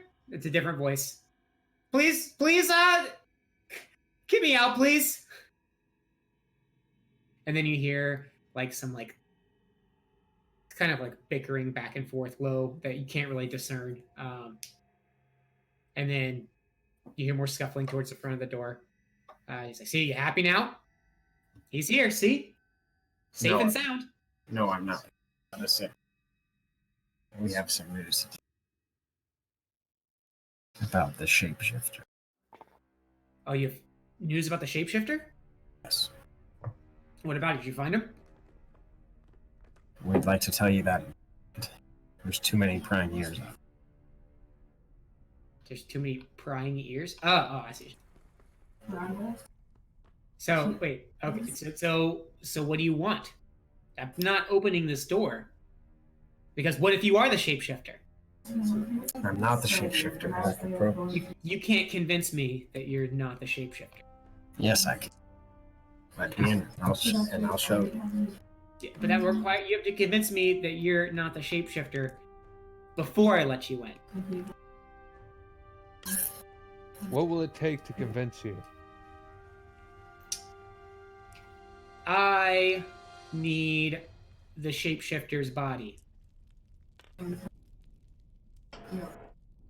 So we have to kill the shapeshifter in order to tell you that we're not the shapeshifter. Yes, because that's the only proof. The I would shapeshifter like could to- be anything. I would like to recall my studies in the monastery about everything that I know about shapeshifter. Okay. in your Masonic studies, you know that certain beasts are capable of changing their forms. What are you looking for specifically? Limitations and or ways to like provoke. Trying to figure it out, Garrett. Generally, We're just looking for answers. You know what we're looking for. no, I don't. No, I don't think that's going about this. So, crap. Here we go. So, generally, shapeshifters. I mean, there's a handful of different shapeshifters. Your knowledge of shapeshifters. I mean, you kind of have some context clues into it. Like in this kind of setting, in other planes, they may be able to like change into like large objects, stuff like this. In like the normal material plane, most shapeshifters can only become like medium-sized objects, and usually, I mean, they can be disturbed out of like being in their shapeshifted form. I don't know how. I don't know like what specifically kind of like. Be more direct. What are you looking for specifically? Answer. I want to know how I can reveal where this motherfucker. In terms of revealing where it is, you don't really have any like methods to like draw it out because most of the time shapeshifters are very reclusive and they are more of like the sit and wait hunters. They're like trap setters almost, where they'll set a trap and they'll wait until their prey comes to them. And What kind of traps do they set? No, I mean like it's they don't set Oh. a trap. It's like a trap kind of deal though. They lie in wait. Exactly. What was this lady's name? The lady that we killed. Yeah, Factor. Factore. Oh, I get it. Factory. Yeah. It's actually Factore. So Yeah, we asked the king if she may be the shapeshifter. Factore? No, she's been here for years. How could she have been the shapeshifter? Well, you said yourself the shapeshifter can be anybody. Yeah, but that's Delabean's daughter. Who? Delabean. Who's Delabean? One of the residents. What's a fancy word for residents? One of the people living here. Nomen Guardians. Yeah, well, it's a Nomen Guardian. Leviosa. Where can we find this Delabean? I don't know. I've been in here for What's her 5 days. job? I mean, cooking, moving stuff around. Generally, I mean, we all work together except for the tinkerers. So what you're saying is the tinkerers have at least contact with other people. Yeah, but I mean, Dabbledob and Fibblestib are, I mean, they've been here since the beginning. Beginning of time? I mean, they were the founders. Why are Along they with the not king and I.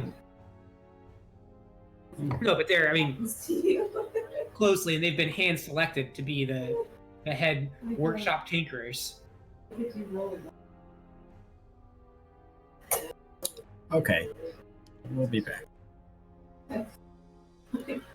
I wander off. Okay. Go find what's her face. Bean. Bean? Dimble Bean. Dimblebean? Delabean? Delabean. Alright. Dumbledore.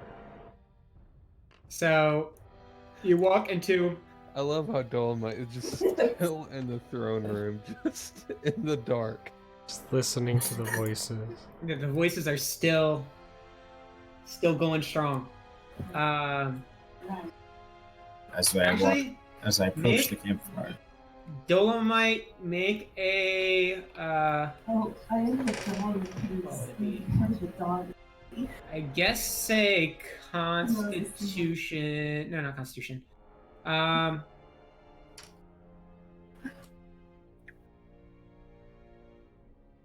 do a wisdom check. And you have advantage as well.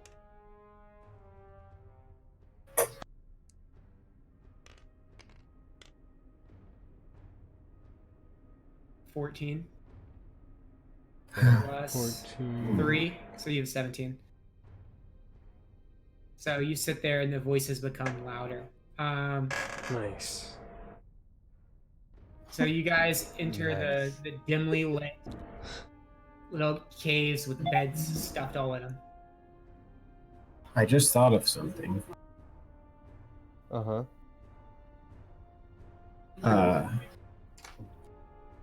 So while we were in there, hitting shit, 1 second, I Right. got a phone call.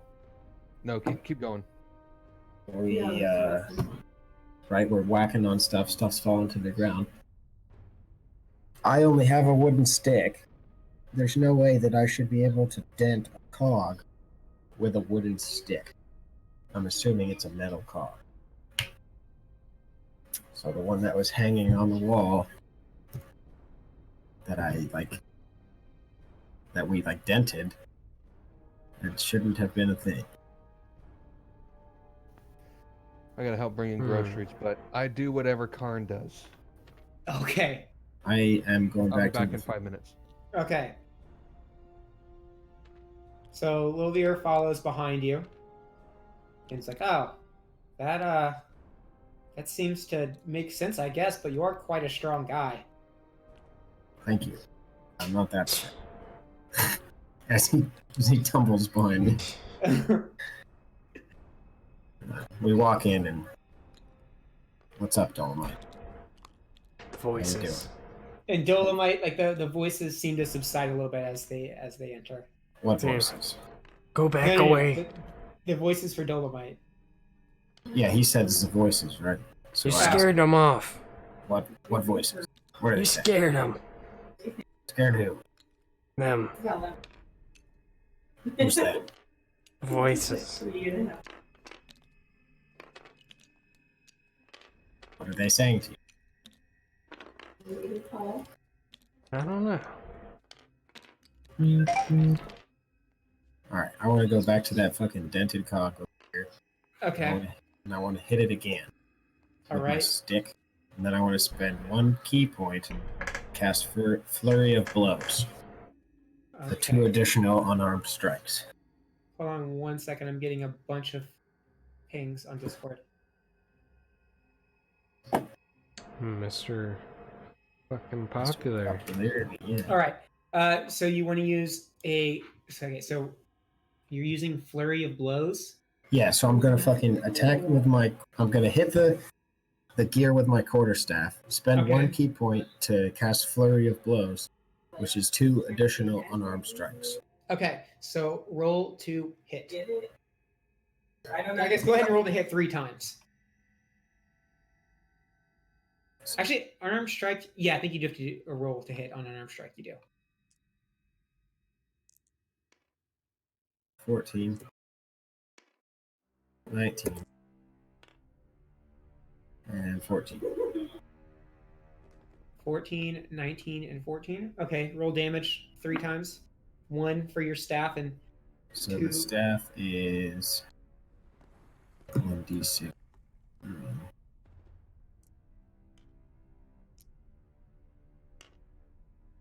So 6. The staff is 6 damage. 2d4. So we got 4 and 6. So 6, 4, and 6. 6, 4, and 6. All right, so you basically, with one arm, you like slash through with your staff, and the staff like hits the cog and leaves a dent in it, and then you take your hand and immediately do 2 quick jabs, bah, into the cog, and the cog like gets pushed, I guess, into the wall, not into the wall, but like it kind of like falls. It comes unhinged off of its like mount, I'm back. and then falls to the ground. And it makes a loud like clang as it hits, and then you're left with silence again. I would like to inspect the cogs, try and figure out what kind of metal it's made. All right, roll for investigation.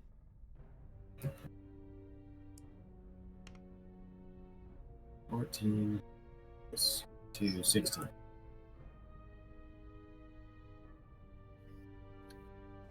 While he's doing this, I go check on Morok. All right. So you said you rolled, so you head over to Morok. Roll dexterity as you go across the bridge.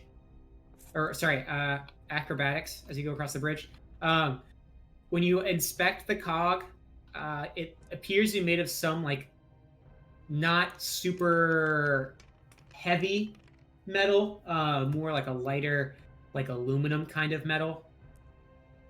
Something 18, that's by the a way. little bit softer. 18. Okay, so you successfully make it over the crab. You kind of like climb your way over the crab, the barrel crab, and you go back into this room.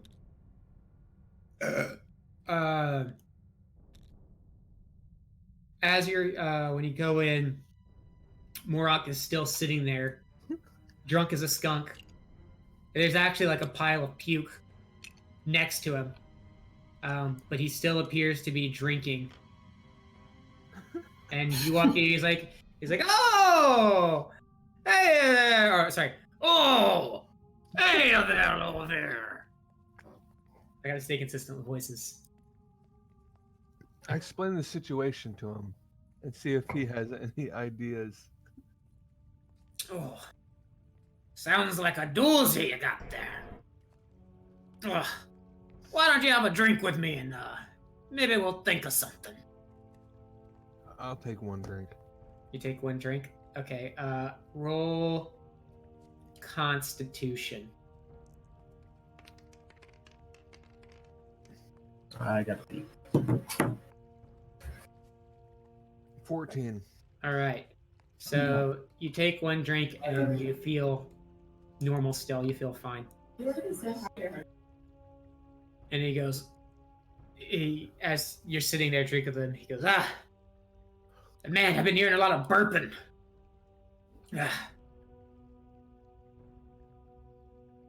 You've been hearing a lot of burping. Yeah, this is some really bubbly wine. It makes me burp a lot, I think.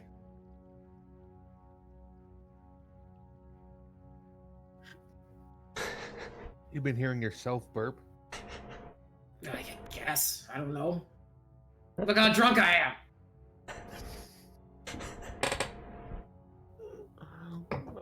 Oh no. All right, Zach. What did you? So you saw it was aluminum.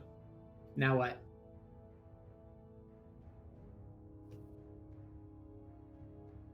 I think I have to go to the bathroom.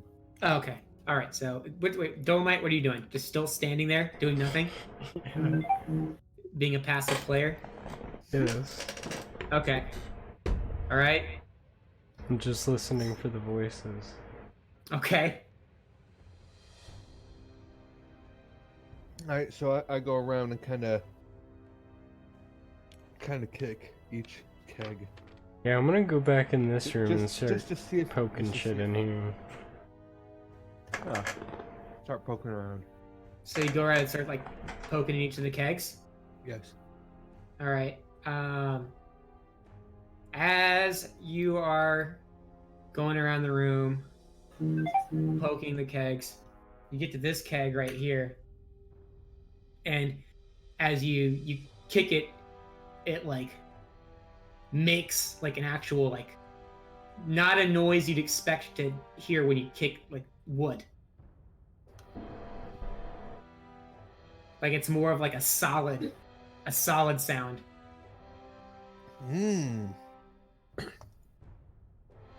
I kick it a little harder. So you could get a little harder? I kick it a little Oh, harder. oh. Sorry, I'm eating ice cream. So I don't know, 1 second.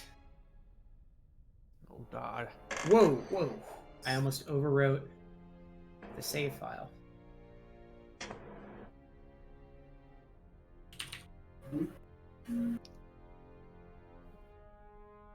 About to get jumped with me and another drunk dwarf.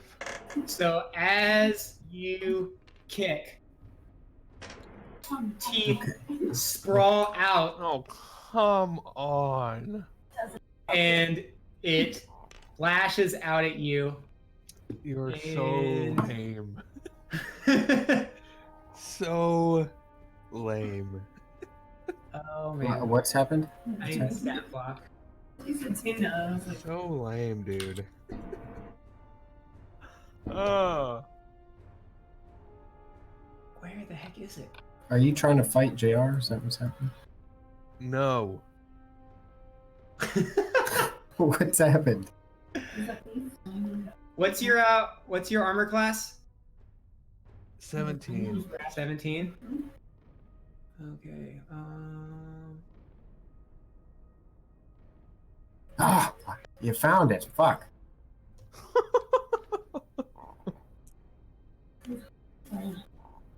So it jumps out at you and does. Oh my god. Okay, here we go. I don't know how to add. And does Great. 7 and. Oh, this is gonna be complicated because you have resistance to acid, right? Or poison. Poison. Okay. So he does 7 and 4. 11? 11 damage, yeah. As it jumps out at you and like just bites your arm. And you shake him off. And now you and Morak roll for initiative. Right. Well, this is awkward. Because we're not aware of this, aren't we? No. Correct. I'll be right back real quick. 19 plus 21. 21. So you have 21. What's his name has? Dude, how bad would it be to kill JR's character on the day he's not here? 11 plus 3, that's 14. So, all right, so here's the order. All right, so you are up. I am? Yes, actually, give me 1 second. I actually got to find out how much health this guy.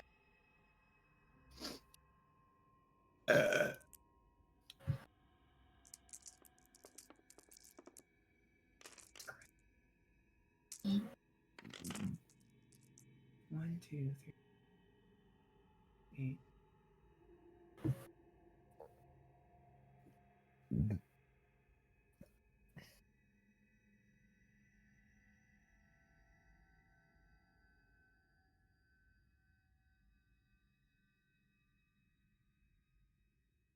All right, I'm good.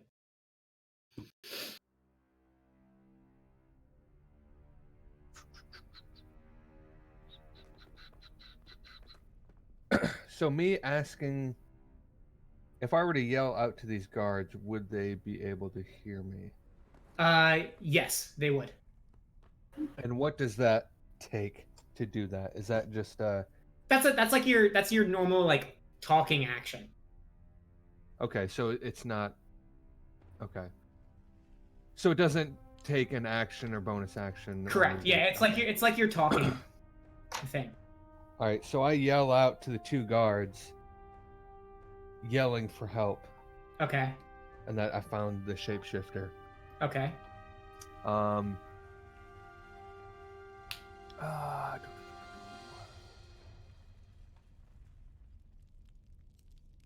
right, sorry.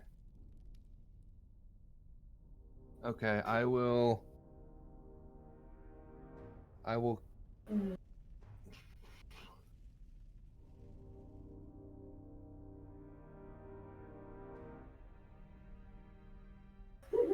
Sorry. I will cast Cure Wounds. So the little spider will crawl out of my bag and inject me with potion and get some webbing into my wounds to close the wounds. Okay. How much HP do you have? Why is JR's character's health so small? I don't know. Is that right? His max HP is 14? not 14. Actually, I can check on. this thing. Check his D&D Beyond. Well, this is what I pulled it from. Yeah, that's what it says on this too. Oh my god. How is it? He only has 13 Constitution. I thought he got more than that when he rolled. He didn't roll. I thought he took the flat one. Dude, the flat one's like 8. Or no. Flat one is like... His character's leveled up. I don't know. We'll roll with that. We'll roll with that. We'll see. We'll see. Well, he has a super huge armor class anyway. Whatever so- happens, happens. Okay. All right. So Oh, you sorry. call for help. You inject yourself. Yeah, sorry. 1d8 plus 4.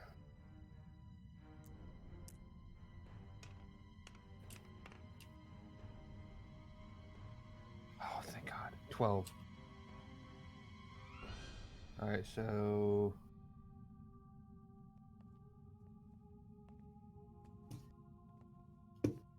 Okay. So I'm back up to 19. Take one of those. And then I also, from my right hand, my glove, I activate something and it makes my hammer electrified.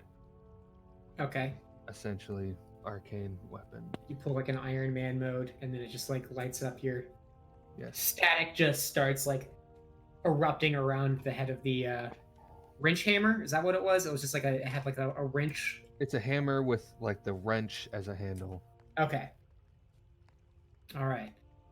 So then, so Is more. this how far away we are now? Yeah. Okay. So Morok like jumps up after seeing his like completely sobered up from seeing this happen in front of him.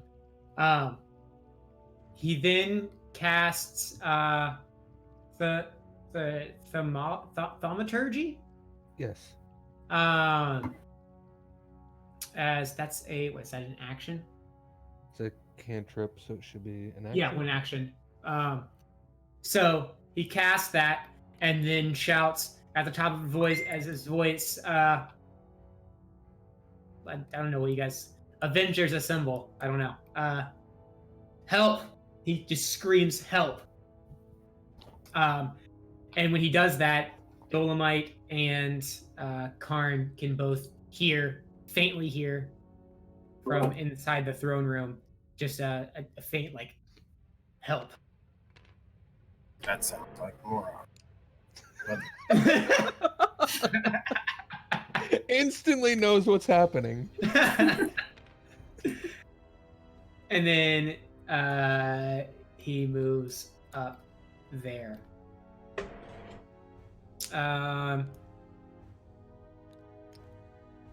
Frost is So crap. both of you guys roll acrobatics. That stupid barrel. 9 plus 5. 14. 14 total? Yeah. All right. So Dolomite makes it over, but the barrel has become wet from being out in front of the waterfall, and it's kind of slick. So as Karn is climbing over it, he actually manages to slip and fall over the edge of the bridge. Wow. Oh god. I gotta find out how the falling damage numbers work again. I think it's. Well, what if you fall into water? Yeah, it's water though. Right? I have to see. Is that 'cause different? It's in here. They tell you how to handle Whoa. that. Messing with that bottom leg, huh? diving. Okay, yeah. Yeah, so you take no damage as you fall into the water. The water below. Can I swim? Yes, you can swim. Can I swim So it takes Dolomite. It's gonna take Dolomite 2 turns to get to the combat. It's gonna take you 3 turns to get to the combat. So right now we're in round 1. You're gonna come in. Dolomite's gonna come in on round 3, and you're gonna come in on round 4. Okay. So the mimic runs forward, or not runs forward, hops forward. It still looks like a keg, kind of. And it. What is pseudopod? I don't know. Oh, okay, never mind. Okay, so it runs at you, and what's your armor class again? 17. 17. So it runs at you and lunges itself at you, and it jumps up, gnashes its teeth at you. Do you have a shield? You have a shield, right? Yes. Yeah. So you pull up your shield, and you just bash it off to the side a little bit, and so it's. Does lands Morok on the get an ground. attack of opportunity? Was it over? It wasn't next to Morok, wasn't it? Morok, Well, I he was mean- right here.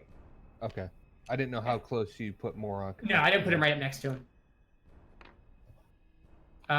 And so, I guess he right here. You Nash is off to this. You knock him off to the side.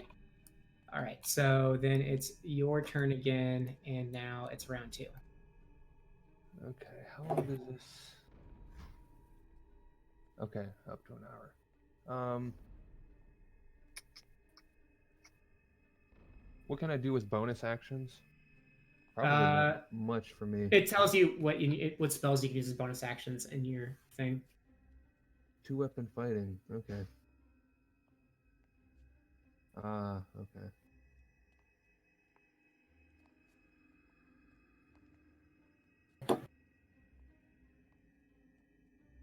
Okay. I Okay. will attack. I'll hit him with my lightning axe. All right. Sorry. Let me get back to there.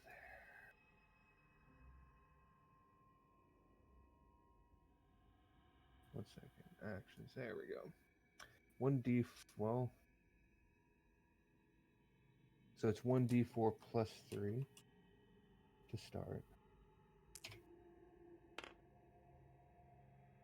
So that's 5 plus.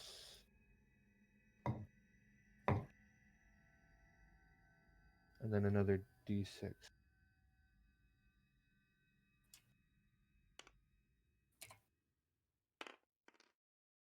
Nine points of damage. Big numbers.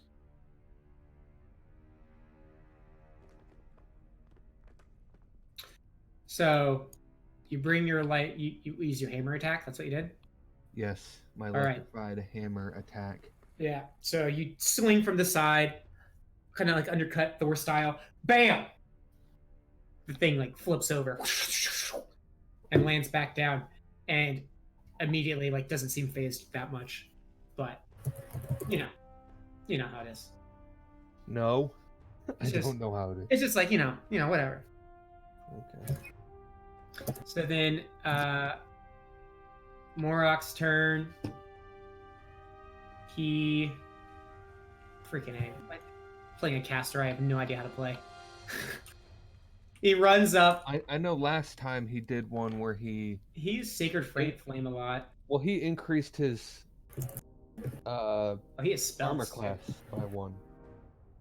Oh, think. yeah. Is that Shield of Faith? Yeah. So, can he cast one? Yeah. So, actually, before he runs up, he stands here Ah, crap, no. He did that last turn. That's a bonus action. I'm going to say he did that last turn. Because I didn't know that. So he actually has +2. Now he's going to... That used up one of his spell slots. Now he's going to take his... He's going to run up, take his Warhammer, and bring it down on him. Bring down the pain. It hits, and it does 1d8 plus 3 of damage. 3. So it does 5 damage.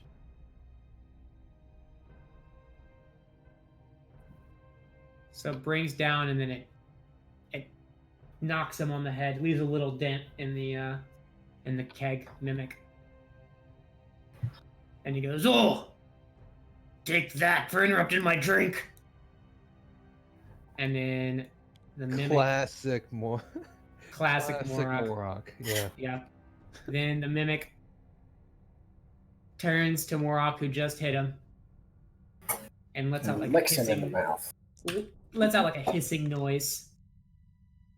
And +5?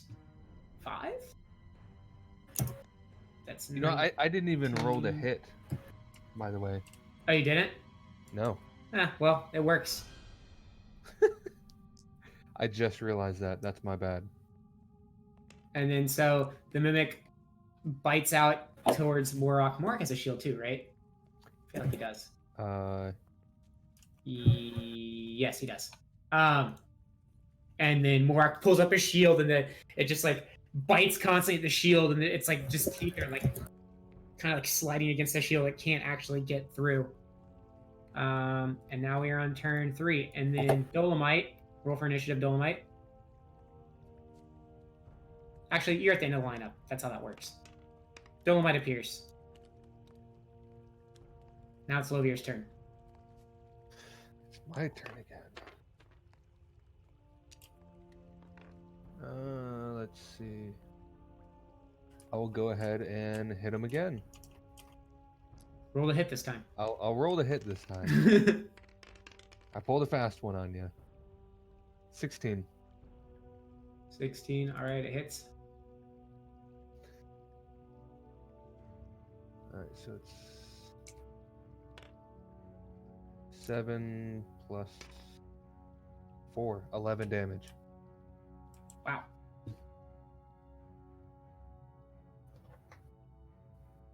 All right. So your hammer, as it hits this time, lightning arcs across his body and kind of like leaves like little like burn marks along the what would be wood, but it's actually mimic flesh. But it's slightly singed. Little like spots of darkened areas. Now it's Morok's turn. Morok throws up his hands. Actually, aims his hands. Yeah. So throws up his hands and says, "What's the guy's name? Hold on. I gotta be in character." Oh, you gotta get his deity, I'm guessing. Yeah. You said it before, but I don't remember what it was. Why doesn't he have it in here? What are you looking for? Notes. Organization allies net. Yeah, what about these guards? Like, do they just not even care? Oh, so the guards like came up. I forgot to mention this. And they Yeah, saw- thanks. No. And they saw the thing and immediately just skedaddled off. Whoop, whoop, whoop. Whoop, whoop, whoop, whoop, whoop. Did they notice dead girl in the corner? They did not. Not that you know of, at least. Yeah, so he says whatever. Oh, hail, the Thumriner. And then cast Sacred Flame. Dexterity saving throw. God dang. Going back and forth is so hard. What's the saving throw limit? 13?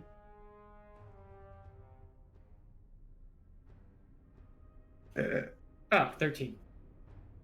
All right, so the light descends upon the mimic, and he seems unfazed. Oh, dang it. And then the mimic then turns again and takes another Gosh, dang it. another lunges, another lunge, Another lunges. and then again you're able to deflect as he tries to hit you. Oh, thank you, Jesus. And then Dolomite appears. Have no Hey, fear for joining the fight. Oh wait, I fucked it up.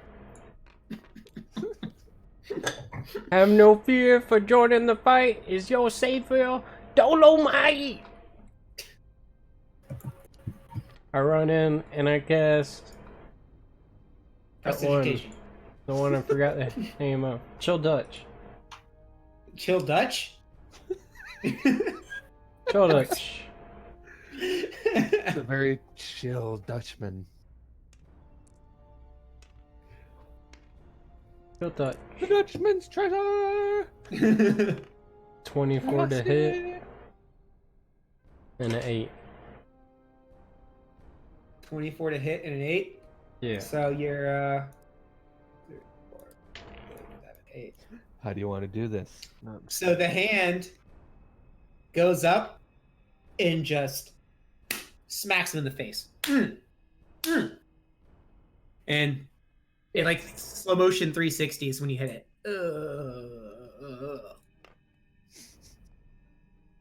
And now it seems fine again. Damn it. And he is pissed. All right. Now it's back to Lovier's turn. All right. I will. It's an action to disengage, correct? Yes. Where he would not get an attack of opportunity. Yes. All right, and then I'll go 1, 2, 3. I'll be 20 feet away. Okay. 1, 2. Let's say right here. Looks like right here. Okay. This is Each square. You can measure diagonally. 1, 2, 3, 4. okay. And that'll be it. Okay. Then Morok whips out that hammer again. This time, as he goes to bring the hammer down on the guy, the hammer actually gets caught in the mimic's mouth, and the mimic grabs a hold of it, and then basically doesn't take any damage. Nice. That's what mimics do. And then the mimic, in turn, turns towards after he deflects that, lunges out at the Dolomitester. Oh, attack of opportunity. And then what's his name? Mr. Morok takes an attack of opportunity. What is that? You just use your main weapon? I think it's just correct. It's just like an attack. Sure. We'll go with that. +3 +2. But then he the mimic dashes out of the way just as he brings the hammer down, and it misses. But for poor old Dolomite,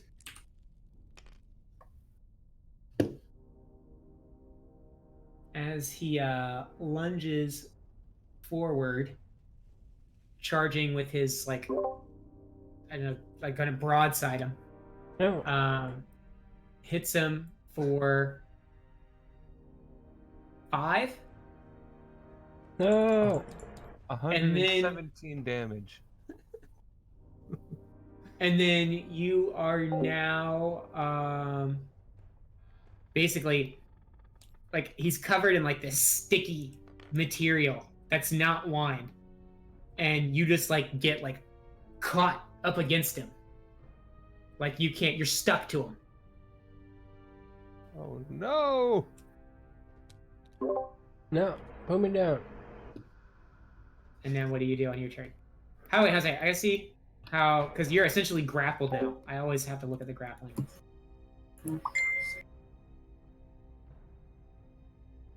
Combat.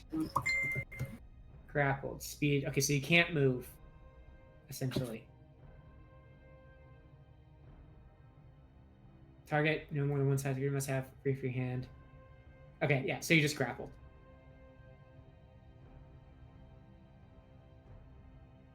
So, what you gonna do, Dolomite? You could try to break away as part of your action. Or as your action. Well, In order to grapple, don't you have to make... No, it's not. It wasn't a grapple, but he is now grappled Oh, okay, I as got you. as the effect. Okay. A grappled creature can use its action to escape. To do Yes. so, it must succeed on a strength, athletics, or a dexterity acrobatics check contested by your strength athletics check. alright. Correct. Yeah, I'm just gonna try to break free. All right. Roll with disadvantage. You cunt. 14.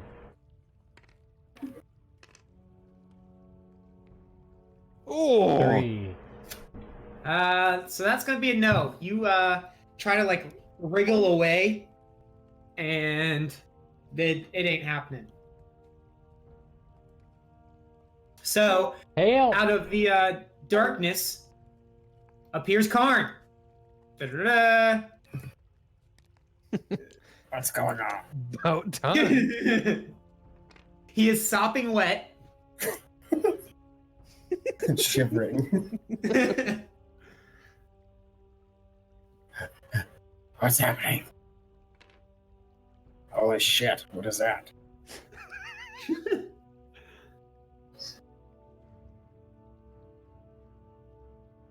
Nothing? Nobody tells me what it is?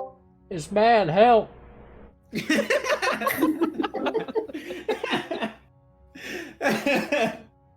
Help! Alright. I grab my quarterstaff with both hands and fucking lunge. How fucking, what's my reach on? 5 feet. Right, I mean, you so I can have move. to fucking, Yeah, you move. I'm gonna go. How do I You tell move. my, And attack at the same time. how do I tell how far I can go? 40 feet. You can. Everyone can pretty much move around this entire room. Yeah, Alright, it's... well, I'm gonna jump up to its side Okay. and I'm gonna fucking schwack it from Alright. behind. Like batter Right. style or like jabbing? Like a bat. Just Okay. fucking whack. Okay. And then I'm gonna spend, How many key points do you have? I have 2 key points, so I'm gonna spend my Wait, second. do you? Oh, yeah, okay. You used one earlier. Yeah, I'm gonna spend my second one. Wait, don't you get a key point on a short rest? Yeah, but I spent one of them before. Like, It was I after spent the one of short them rest. after I rest. Yeah. Yeah. So Oh, I'm When you gonna were spend my when you were away, second- yeah. Oh, okay. He used it to punch that gear. Oh no! Such a waste of key. Well, I thought it was the thing, so I was gonna beat the shit. Nope. Turns out they make soft fucking cogs, that's known. Anyway, I'm gonna spend that second key point. And I'm going to cast Flurry of Blows. All right. Roll to hit 3 times. Jeez.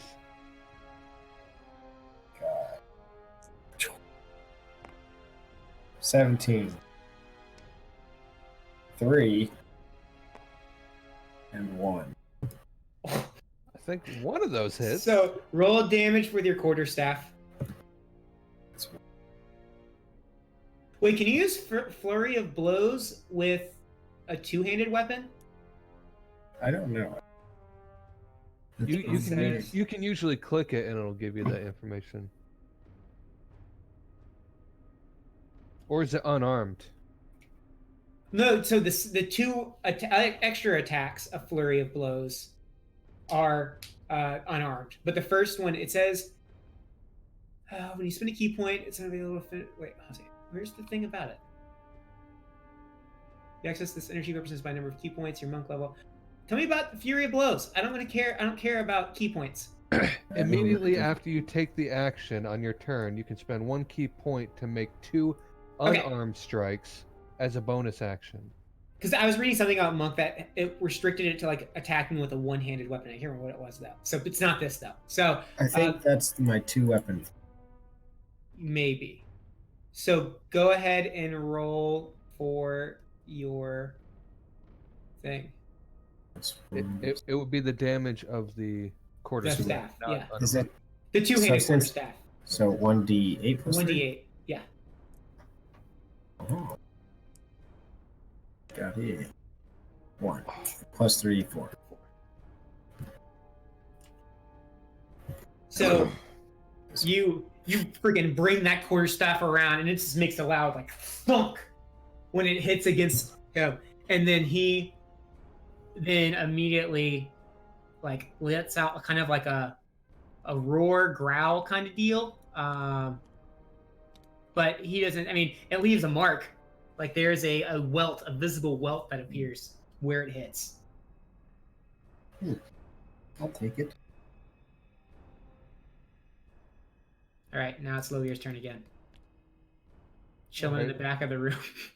So I move over here, and I'll take my electrified hammer and throw it at the mimic. Right. Does it count? Does it have a thrown property on it? Yes. It does. It's 20. It's within 20 feet. Yes. What is the thrown stats on that guy? Does it have different thrown stats, or is it just? No, it's the same. Okay. It's a disadvantage if it's between 20 farther. and 60. Yeah.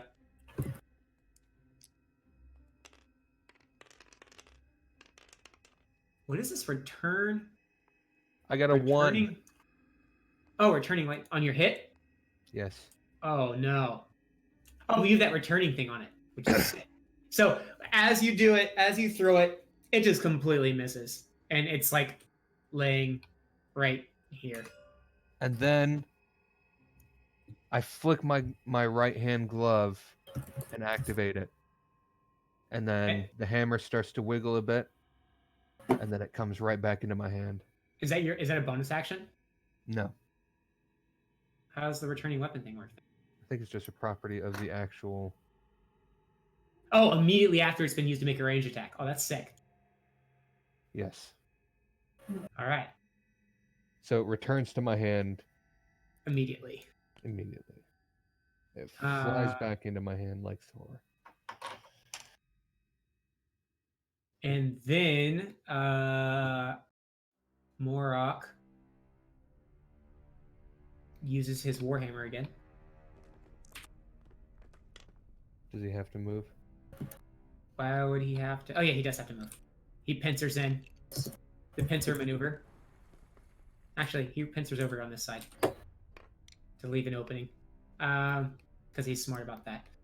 Yeah. And JR would definitely know about that. Morok would definitely know about that. +5. So he goes and brings down that hammer again on him, but the mimic with Dolomite stuck to him dodges out of the way and it doesn't hit him. The mimic then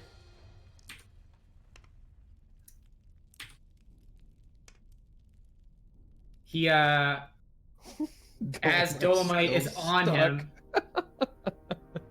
As Dolomite is on him, he basically, I don't know how this is actually physically possible. He like bites Dolomite. He like oozes acid Or No. you could say he just slams him against the wall. Sure. Yeah, he slams him into a spiky wall because it's piercing damage, and oozes acidy stuff on him. And Dolomite takes. No. No. No! Oh my god. No. Oh my god. Oh no. I'm making sure I added this up right because this seems like a lot of damage. So you take 10 piercing damage and 6 acid damage. Oh! Yeah.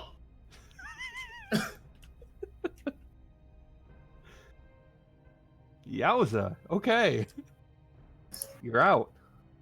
He's not out. Oh, no, I was looking at the wrong person. So he goes down. He goes limp against the mimic's body. I said help. What side of the mimic? We'll say the front side. So He's where he's attached. at right now. Yeah. He's attached like that. So Dolomite, go ahead and make your first saving throw. Your death save.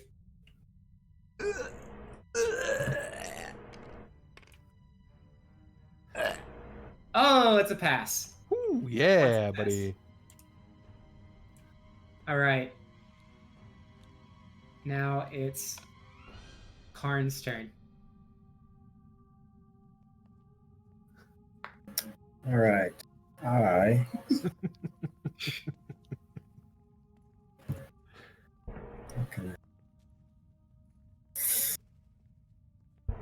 I want to hit it with my staff again. Solid choice. Classic. I want to stand behind it. I want to hit it on top of the head with 2 hands again. All right. Can I talk to him and tell him to move? Talk to me. Yeah. Yeah, sure. I tell you to move back to the side a little bit. Here? Yeah. You can still attack him. Just so when I throw my hammer, I'm not hitting you Oh, right in the that's head. you? Oh, okay. Yeah. Yeah. I'm gonna fucking Move! Yeah. Move! two-handed overhead bash onto the mimic. All right. Roll to attack. 5 plus That doesn't look good. 5 is 10 plus 2, 12. 12? All right, Yeah. roll for damage. Ooh! 1d8. So you're saying 12 hit? 12 hit. Where's my phone? All right. Yes. 3 plus 3, 6. 6. All right, so you bring down the staff, 2 hands overhead, bah! Right in the middle. And there is like a large divot where your staff hit. And there is, it lets out like an audible screech when it gets hit. It hurt. It hurt. It's feeling it. Strike it again, quickly. Now it is Do it. Lovir's turn. All right. I use my newly acquired clockwork amulet, which would roll a 10. Plus Yep. 5 is 15. Yep. Okay. Let's see. Big money. Wait, no, that's the wrong one. Well, no, actually, no, that's correct. So 7 damage. I throw it. My hammer. My electrified hammer. Actually, roll a d20 anyways.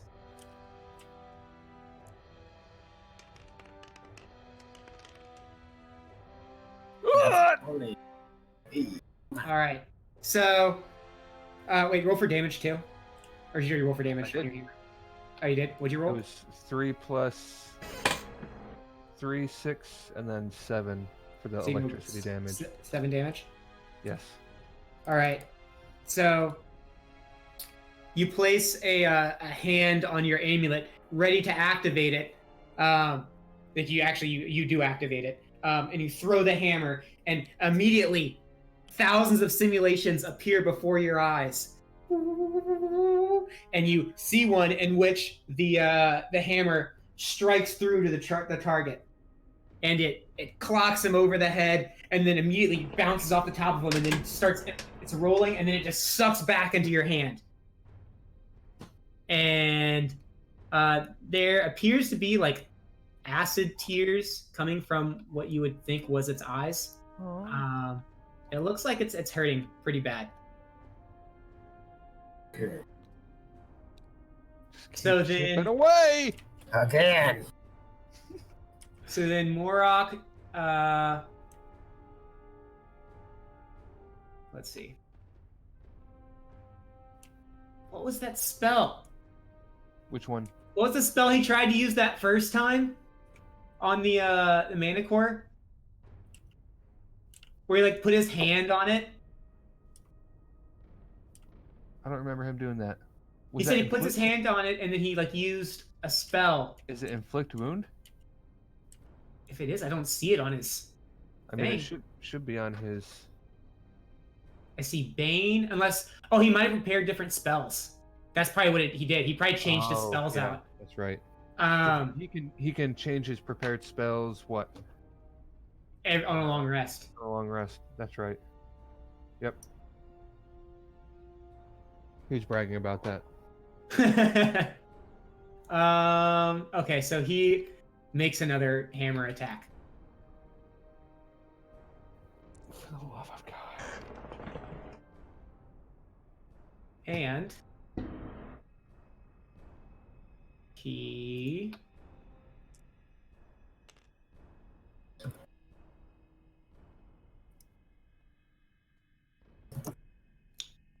so he brings across the hammer and hits him square in the side, and you can hear the mimic like just exhale like deeply, like it's been like knocked out of breath. And then it like it tries to let out like a loud scream or a loud like roar, but it comes off very windy and like very weak. The mimic then in turn turns to Morok and Uh-oh.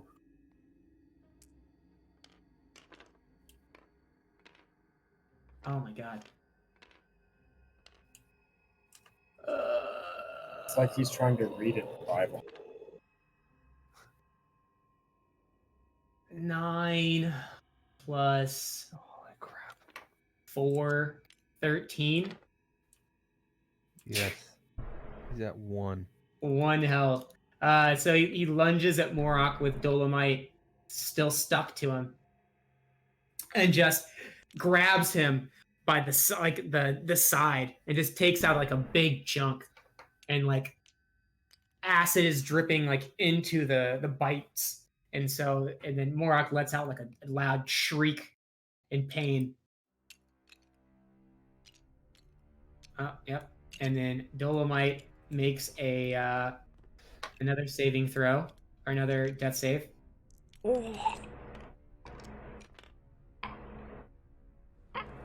Oh, that's a fail. So what are the rules? First to 3? Yeah, if he gets 3 successes, he's stabilized. If he gets 3 fails, he's dead. Okay. And then Karn. Good lord. Alright, I'm gonna fucking... Alright, you guys better prepare yourself for this one. I take it here he's comes actually right here. Staff. I'm gonna smack it over the head with my staff with 2 hands again. Oh!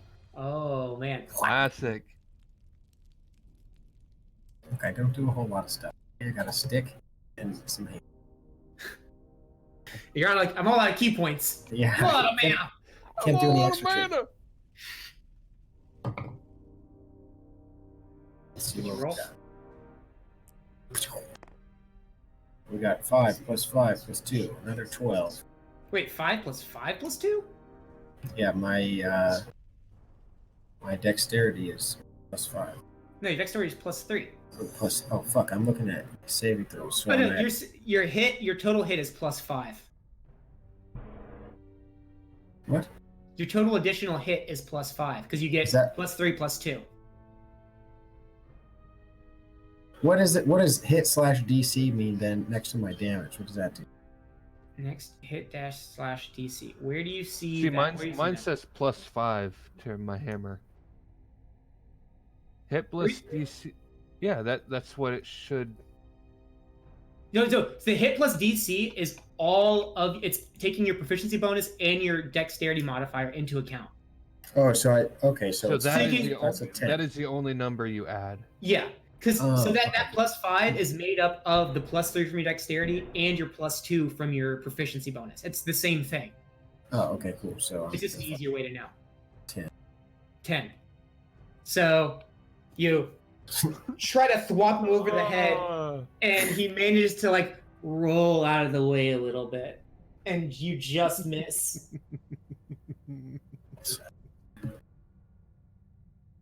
And now it's back to Lovier. So does anybody have like any bonus action stuff they can do? I used mine. Okay, tried and true. That's I'm gonna throw the hammer again. All This right, spell lasts for an hour, so gotta get as many uses as we can. for real. Holy crap. 11 11 total. total. All right, so the hammer, you do chuck it. It spins, lightning coming everywhere, and then it like just bounces, like hits the ground right in front of him, and then it starts coming back like right before it actually gets a chance to hit him. Now, Morok's turn. Morok goes, "Oi! You can't kill me, you bloody cunt!" And then... God damn it.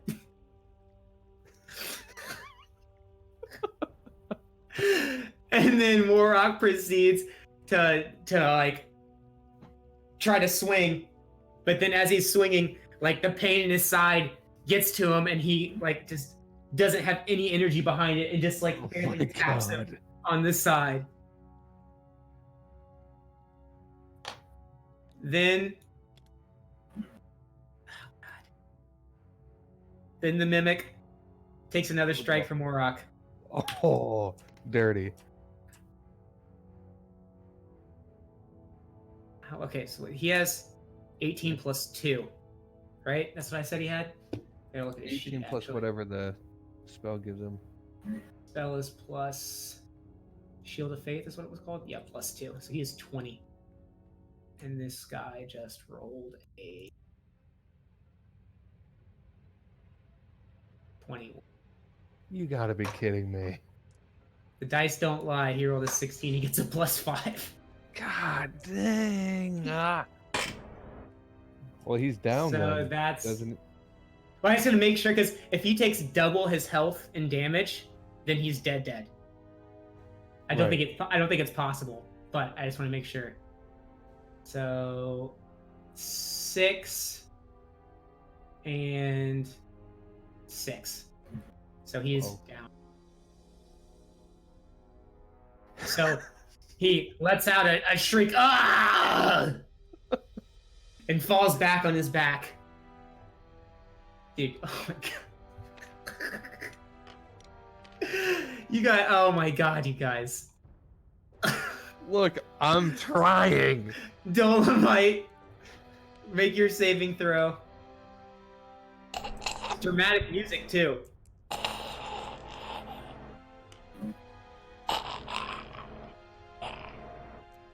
Oh, wait, is it 10 or greater? I think it's 10 or greater. Or is it Where's the, above 10? Let's look at... Oh, wait, it says on that sheet over there, I think. 10 to 19 is success. Oh, So he's 2 successes. All right. And what is Karn gonna do? I want to try and. I'm gonna use my turn to run away. I'm gonna. Can I throw JR behind me, and then turn and stabilize him? Yes. Do you have a? Do you got a roll for medicine to stabilize? Yep. What do I roll? 20 here?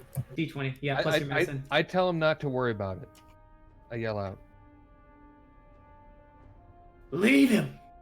Yeah, leave All him right. for. Well, can I throw JR behind me, then hit the thing with my stick? Yeah. That's All fine. right. I'm gonna throw JR back here, and then I'm gonna two-handed. The mimic makes an attack of opportunity.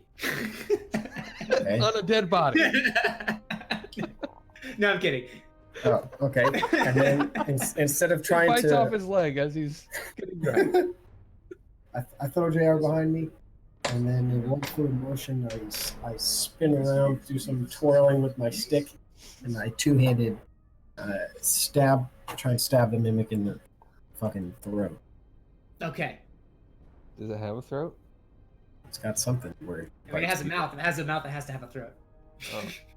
All right. Yeah. Fucking 4. Oh my god! So I rolled a 9 for hit. God damn it. All right, so your stab is the mimic. It like goes right to the mimic's mouth, and the mimic chomps down on your staff. So he bites it in half. He damages it or what? He like nibbles on the end, and you're able to yank it away from him. So the end of your staff is a little nibble. It's got a fucking chunk missing it. All right, Lovir's turn. Here we go, baby. Oh, faithful. You can do it. All right. Extra roll. Yeah. Oh! Oh! Oh my god. Thing. All right, so is that critical for the extra lightning damage too? You roll the damage twice and then add any modifiers after. So I would say yes. You roll all the damage and then you add any bonuses after. So 4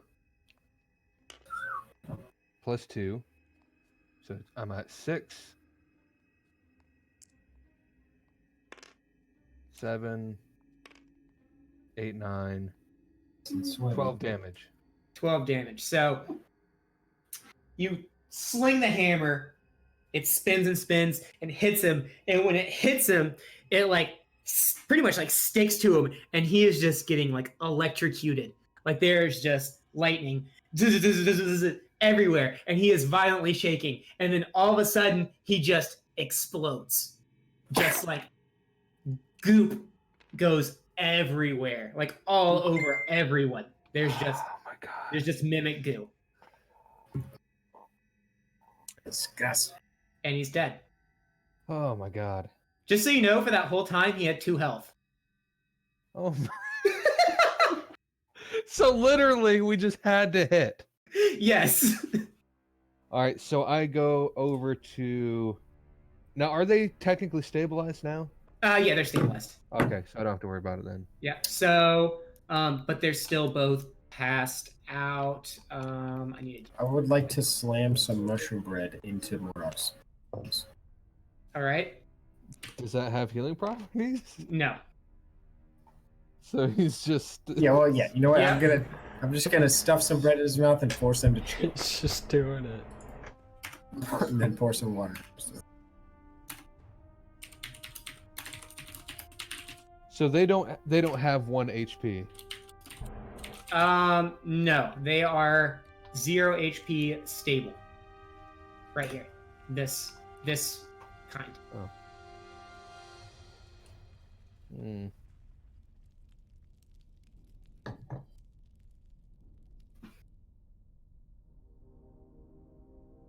Oh, so they get +1 health after 1d4 hours. Yes. So do they have to roll d4s then? I already rolled stuff for him. How many hours is that? You don't know. Oh. So I guess we just leave them for now and hope for the best. I mean,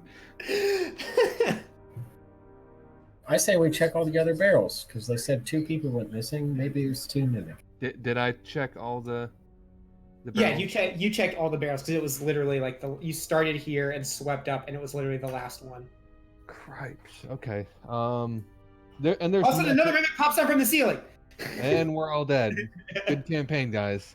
Get to roll for new characters. So there's nothing left of the mimic. It's just completely exploded. I mean, there's chunks and stuff. Let's gather some chunks. All right. Did he have anything on him? Like, was he hoarding anything, A or mimic? had stuff inside him? Like, did he collect stuff? I don't know what mean, mimics do. you can't really like. There's just goop left. Like there's nothing that really seems like discernible.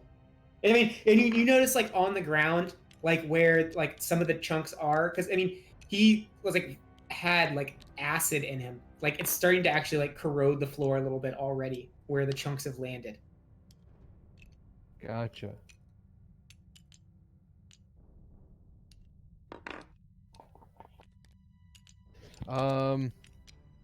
So do we want Okay. to? It's 9 o'clock. Do we want to stop here? Or do we want to keep going? Let's keep going. Okay. Let's get to like a better finishing. If everybody else is fine with that, hopefully within the next few minutes we'll be able to get to a better stopping point.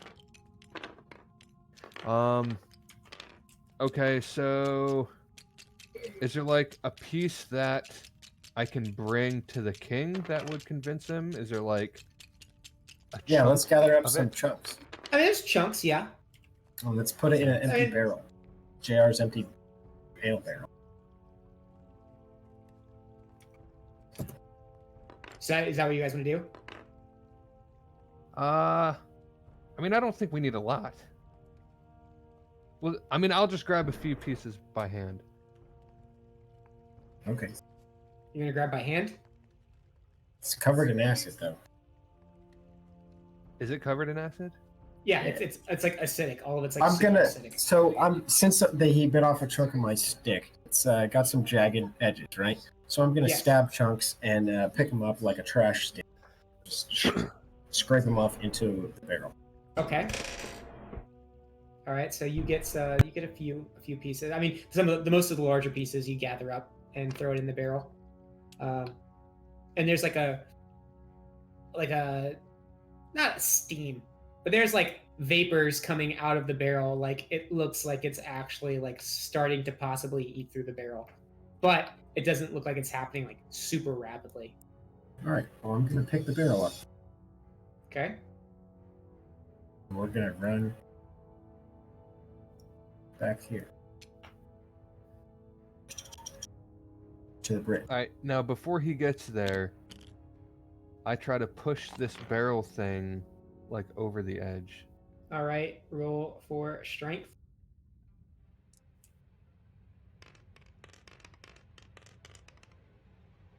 Oh my god. No, doesn't happen. So yeah, the legs are like too entwined into the gaps. So there's not really Can you I can't can really I move it. can I start hacking it up to the point where it's like we can walk by without having to walk over Do you it? have a sharp object? I have a hammer. I mean, I can beat it into submission, Um, and it has electricity. does it still have electricity? Oh yeah, because that's been an hour. It's an hour. And it's Um, concentration. So Can I set the barrel down and help him try and fucking move it? oh yeah, go ahead and roll for with advantage on your strength check. So I just roll one more time. Yeah. Same freaking roll, dude. So Go back to me being able to like beat it into. Can I Chunks. throw the barrel over the other barrel? that would be an athletics check.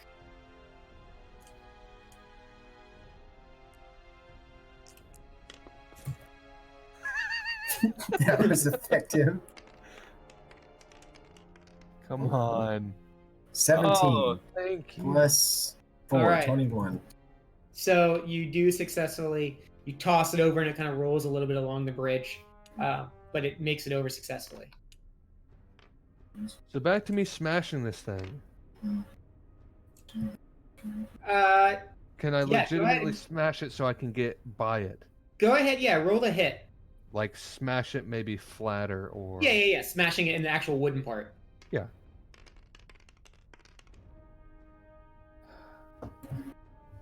Well. Do I get advantage if it's just a immovable or none? You hit it with the hammer, and the hammer bounces back and hits you in the forehead. I get electrocuted right to the face. You shot yourself. I mean, you whack on it, and like your hammer's not doing much. It's too hard. You're not doing anything to it. So you're telling Can me I have to get back over this stupid crab again? It's been like plated or something on the inside where you can't like penetrate it. Can I boost the dwarf over it? So you guys could, you can help each other. You can give him advantage on his check. Okay. Yeah, we're gonna help each other over there. How do you help each? Okay, I guess that works. Actually, yeah, you can help each other score stuff. Thank you. All right, both you roll with advantage. What are we rolling? Roll for acrobatics. This is ridiculous. Okay, forgot advantage. All right, 19 plus 5, so 24. Oh, 16 plus 2, 18. All right, so as Karn like steps on top of the barrel crab, he extends out a hand to freaking what's his name, Lovier, and then Lovier, he pulls Lovier up, and they gaze into each other's eyes quickly, but then quickly divert away. And then, oh no! Despite his high rolls, slips on the barrel again. Love has its way. And so you guys are successfully able to make it over the barrel. All right, and then we take the barrel and go to the king. All right, as you're going by the workshop. Oh yeah. What's his Dibblestib is back. Nobody decided to freaking help us kill this thing. And they're looking over, and they look over her shoulder, and they see that you've got a barrel. They're like, oh, what you got there, friend? A mimic. It's a the mimic? shape changer. A mimic? What? That was the shape changer? Yes. Oh my God. Oh, did you make sure there wasn't more? No. Yes, we did. Yes. roll for persuasion. Which one? I mean, you guys did check that there wasn't more. You 19 went and checked plus- all of the barrels. 19 plus 3, 22. 22. And he's like, "Oh, thank goodness. Well, I mean, that's great news. You found it. Everything's gonna go back to normal." Yeah, well, We've got two guys. If you could send someone over to get them medical assistance in the barrel room. Of course, right away. And then he runs off. And if you could get someone to remove the barrel crab that we got stuck on the bridge, that would also be advantageous. Oh, he's like, "Oh yeah, sure. We'll go in and get some right." And he runs over, and you see one other thing. But then Dabbledob is following behind you. Okay. And walks over with you. And yeah. I placed the barrel. I talked to does she have any type of instrument on her? For what? I fear like she's gonna like a music. She's gonna do that brain ray. On roll for perception.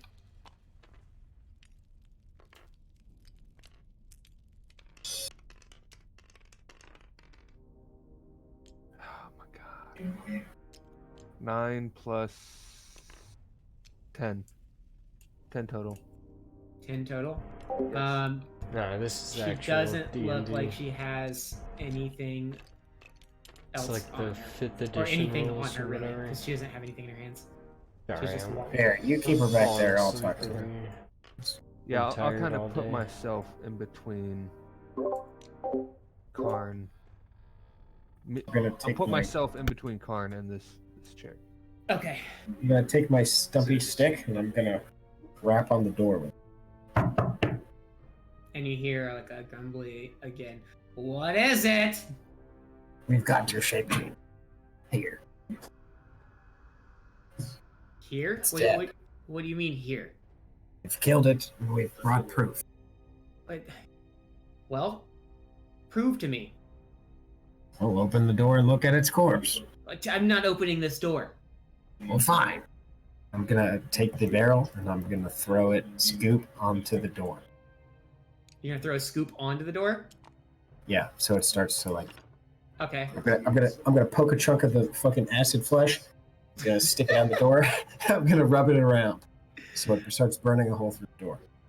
I mean, it's not like a quick thing. Like even, I mean, in the they wouldn't be able to notice it on the other side because it's such a slow like. Does it emit a vapor? Try to jam it under the door. Okay, yeah. I'm gonna stab a piece with my sharp stick, and I'm gonna poke it at the base of the door, and then just kind of like try and kick chunks of it. All right, so you manage to like shove some underneath, and it like kind of like blackens the door where you pushed it underneath, and like the tip of your staff is like blackened a little bit too. And from the inside you go, oh, "What is this? What are you doing?" That's your shape changer's flesh. It was a mimic. What is this acid? Are you trying to burn down my door? No, that's just what happens when you beat the shit out of mimics. They use their blood as acid. What was this shapeshifter? What is it? It's dead, that's what it is. No, but I mean, what is it? It was a barrel. It was I mean, disguised you- as a barrel. You know it was a mimic though, so you could tell him it was a mimic. I did. I said, here's your shape changer. It was a Ah. mimic. Oh, okay. Yeah, he said it was a mimic. Oh, okay. Then it's just kind of quiet back there, and then you hear like some like fumbling around back there, and then you hear like a lock undo, and then wait. Oh. Here we go inside. And drag the barrel. I stay kind of between us, Okay. kind of not letting her through. All right. And then he kind of glances. Well, you guys are still outside. Like the door isn't actually like completely open. You guys are still out here. You see him like peek around the door a little bit, and then all you can see is his eyes, and his eyes get wide, and then he flings the door open, and he's like, "By the creators, you've done it!" Yes, I know. Oh, this is fantastic news. I wasn't crazy after all. Everyone thought I was insane. Oh my goodness. And then he's like, oh, now we can be free. And he runs over to here and he like reaches under like a bed and then pulls out like a vial. And then he runs over to another gnome that appears to be like stuck in a chair that has like this white substance like around his arms. And he's like, it looks like some sort of like glue. And he's glued to the chair, it looks like. And he runs over and he pours this solution like on it, and then you see it dissolve. And then he's well, there he goes. And then so Korobaz, you could see him, he was like, see? Look, it's out there, I wasn't crazy. And then the other one, Nerkly, kind of like, he's like, wait, I still don't believe it. I think you're insane. And he walks out here, and with Korobaz kind of like right behind him, and again wide-eyed, is like, oh my gosh, you were right. And then they start making out, and then Liar. All right, you dirty gnomes. And then so he's like, so born in Orin, and then Korobaz is like, yes, they must have been caught by this mimic. Wait, tell me, boys, Where did you find this mimic? In the keg hall. The keg hall. Ah, it must have been disguised as a keg. How many kegs did we have in there? 12. Minus this one. It's 11. What is that noise? Why is that thing freaking out? Your map's going to shit. 12. Ah, that explains it. We only have 11 kegs. I think it might have also killed what's her face? Factory. Factore. Factore? Yes. Ah. We found her dead body. Roll for deception. Alright. Let's get it good. 13. Plus, or is it flat? Flat. So Korbaz goes, ah, really? It's a shame to hear. It's bad. We're down. We were 22 before, and now we're down to 19.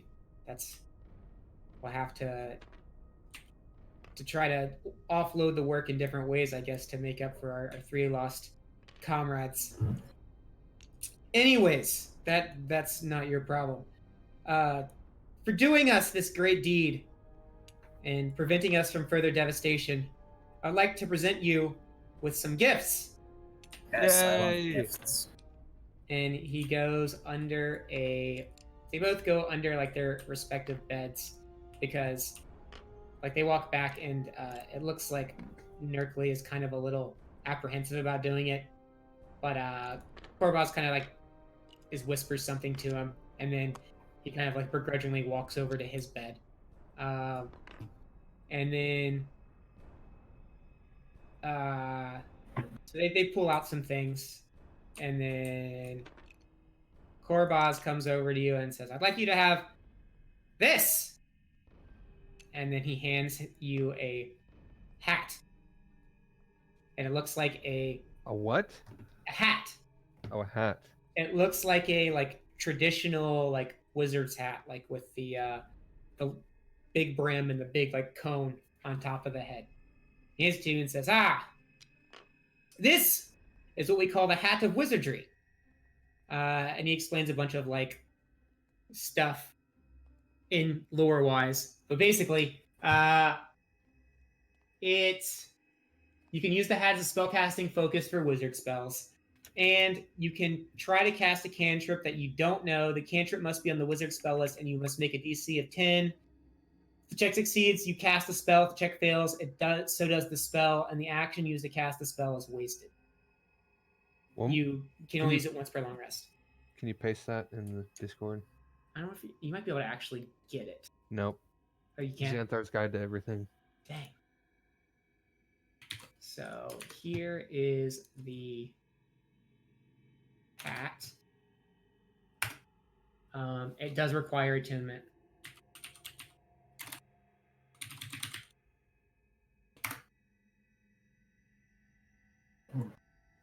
And Sounds so like the naked one. he turns around and then takes whatever Nerkley was holding and turns back around and presents it to you as well, and says, "And also the wand of pyrotechnics." So this thing. So he explains to you that the wand has 7 charges. While holding it, you can use an action to expend one of its charges and create a harmless burst of multicolored light at a point you can see up to 60 feet away. The burst of light is accompanied by a crackling noise that can be heard from 300 feet away. The light is as bright as a torch flame, but lasts only a second. It gains charges daily at dawn. If you expend the one's last charge, roll a d20. On a 1, the wand erupts in a harmless pyrotechnic display and is destroyed. I will copy that for you as well. Jeez. So it's like a flare gun, basically. And a noisemaker. Nice. It does not require attunement. Dude, in the picture, oh my god. The picture has a spider on the top of it. What? Here's the picture that it shows. I think it's just like a default picture. Oh, snap. This wizard shit. Got any tomes of knowledge about creating Magical artifacts. Dolomite's gonna be so happy when he wakes up. Sleep well, Dolomite. Sleep tight, pupper. Lost his damn crab robot. Okay. So, where was I? All right. Yes. Okay. So, so Korbaz, again thanks you and is like, so is there anything that since you helped us so kindly, is there anything that we can do for you guys besides hopefully these things that'll aid you in your adventure? Do you have anything that could take or help take down a white dragon or an ice dragon or whatever it was? We don't have anything specifically. I mean, we don't really fear dragons from within our cave, so we don't really manufacture stuff for dragons. But I mean, maybe one of those two things will be useful to you. I mean, I'm sure being able to use all kinds of wizard spells. There's also maybe if you check the we have our in the Tinker Workshop, they might have some common wizard spells that you guys could use. I think they keep a tome full of stuff that they reference whenever they're tinkering with things. Oh, okay.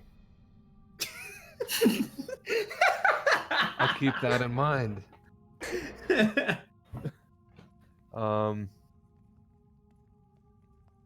Okay. Unenthused. I want to see what's in the throne room box. What's this passage? Is that why? Yeah, that's why. So you I go knew over there was here. a reason. So you go over here. I couldn't think of a good way to actually hide it. So I couldn't. That's like so obvious. Yeah. Dang. Is that supposed to be there? It's a hidden door. Oh. If you guys had like searched for hidden doors, I would have let you like. If you would have rolled high enough, I would have let you stumble across it, and you could have gained entrance to their room that way. Instead of spending key points. How on the inside? How happy were you that I started kicking these barrels? Dude, so part of it, like they you could have asked them to like help you like just like hit random things. Yeah. Like go around basically just like whack stuff with sticks. And that would have found it too. Jeez. I knew you were lying when you said I didn't finish it yet. I'm like, bull crap. You didn't finish a throne room. Is that why you spent so much time in there? Yes, I'm Yeah. like, We figured it was going to be in here already, and we just had to fuck around enough. Find it. I'm like, there's something that we're missing. That's why I got so caught up on the cog, because I was like, why the fuck would a metal cog get dented on? I'm like, I know this thing is finished. There's no way he would not finish the throne room. I'm like, there's no. Okay, I guess we go and talk to the. Well, I guess the chick is right here, then. So I turn around and talk to her, and told her since. I asked her, "Are you satisfied now?" Satisfied with what? Are you not entertained? Yeah, you said you were gonna. We scratch your back, you scratch ours. We Well, solved your little dilemma, right? Yeah, that was. I mean, I figured them helping you out was scratching your back. I mean, what else do you want? Oh, I didn't know if you had anything else in mind. I mean, we could see if there's anything else. I mean, like, what are you looking for? You know. What do you guys have that's unique? I mean, I'm kind of a tinkerer myself. You have anything more? Oh, well, I mean, I can Or- show you some of my latest designs if you're interested in that. Sure, why not? All right, so she says, "Follow me," and she goes back to the workshop. She goes to a different thing, a different little like cupboard area, and pulls out a blueprint and presents it to you. Roll for Arcana again. Can I assist him? Yeah, go ahead and assist him.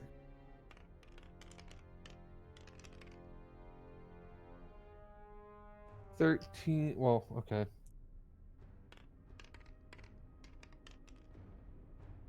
So 13 plus 4, 17. 17. So, what it appears to be is some sort of helmet that can be used for breathing underwater for like a limited amount of time. I ask her if I can keep a copy of this. She's sure, and she goes and like uses that same like very steampunky copying machine, and then gives you a copy of it. And she says, on one condition, you do have to follow the copyright laws of this blueprint, and any device that is created from this blueprint, you have to do the proper inscribing, showing that I was the original designer of this item. If not, you will be hunted down, essentially, for violating gnomish copyright laws. Absolutely. Wink. And I don't wink. so the design was called Gnomish Diving Helmet. So you can add that to the blueprint for that to your inventory.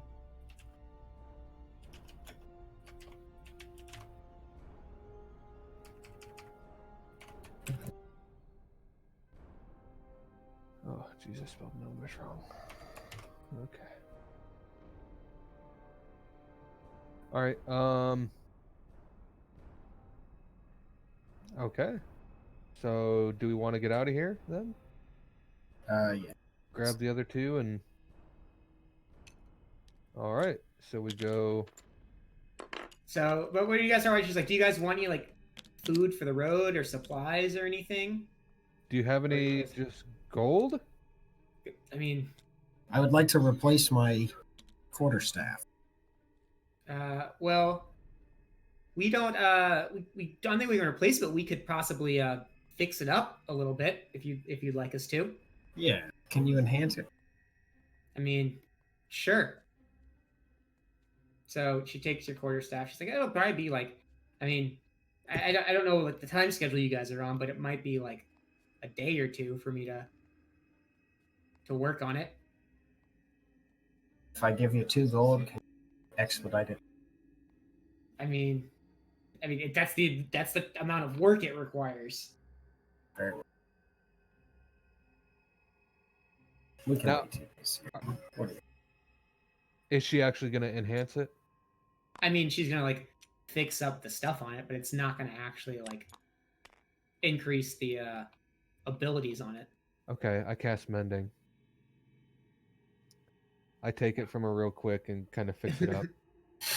Okay, so then like the wood kind of like becomes singed, and then it kind of like regrows a little bit to almost kind of better condition than it originally was when you ran into Karn first. Many. Yeah, no problem. I say we get the other two, and I mean, yeah, we would if you got some rations or something for the road. Anything anything else that can help us? Yeah. Yeah, sure. We can give you some bread and some wine for the road. All right, I'll take it. All right, and so just follow me, and while we're walking out, I'll go ahead and get it for you. So when you guys go here, I don't know what you want to do with them because they're still like passed out. You just want to like. They didn't get any medical attention? I mean, they got like they have like someone tending to them, but they're still unconscious. Can we spend the night in their encampment in here with our wounded allies? Are you asking her? Yes. She's like, oh, well, we can move them to the sleeping place, whatever it's called, and let them stay there as long as they need to recover. If you'd like, you guys are free to hang out there until they recover. All right, that sounds good. All right, I'll go ahead and get you some food and some drink, and then you guys hang out over there. Also, the barrel crab is in the water. I didn't put it there, but I like where it is. So after a while, you hear her rummaging around in here again, and then one of the guys that you noticed from the kitchen comes in and has 8 loaves of bread and like enough, basically just like eight rations, so you guys can have 2 each, or however you guys want to actually split it up. I don't care. Okay. I'll just take 2. I'll just add it to my equipment. Okay, who else is taking the rest while the other guys are unconscious? Or he's gonna stuff it in their pockets while they're unconscious? Yeah, we'll put it in Yeah, their we'll- pockets. 'Cause I got Okay. They've each got 2 more. All right. 2 more days rations. So, after about 3 hours, so Dolomite comes to about after an hour. He wakes up and he wakes up from like a very vivid dream, or maybe it was more than a dream. It's always Where more than a dream. He saw like just like a face that was morphing into like demons and like devils. It was morphing into devils, like, but various different kinds of devils, just rapidly. And then he was falling, and then all of a sudden he was just awake.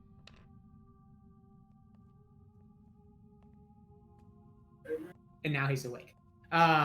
And then after 3 total hours, that's when Morok wakes up.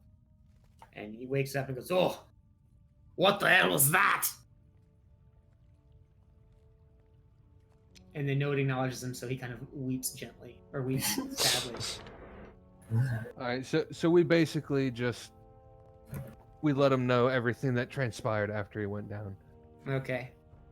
And he goes, "Oh, sounds like some bloody fun." What the heck is going on with this map? Yeah, like this one It's down here. all it's shifted. shifted. Yeah.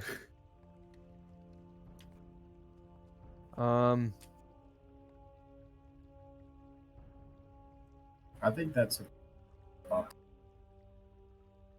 What? a good spot to stop right there. I think so. Okay. Because that way, when we come back, it's like they just woke up and we can kill JR. Yep. Actually, that's perfect then.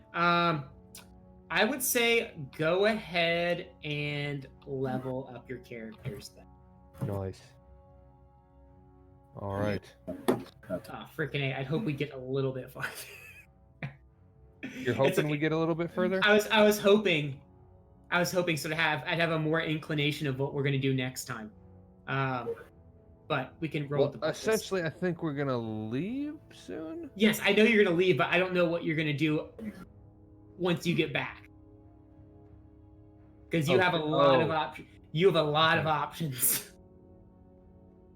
Especially now that I made more options. So Oh, okay. it's good now. It's good. We'll roll with it. Okay. And especially knowing you guys, the options I think you guys are going to do are probably going to be the options you guys don't do. And you're going to do something completely different. Yeah. Like search the throne room for an hour. God. I knew there was something in that beat. Oh my god. Yeah, that took a while. I'm sure JR's probably not going to be sad that he missed this one. This is, from reading, this was like the worst quest out of all of them. Oh, jeez. Just in terms of like action. Like it's primarily just like a mystery. It's a mystery one. There's not really much like fighting. Like, I mean, that was the first combat we've had in like 2. Like this last session, there was no combat.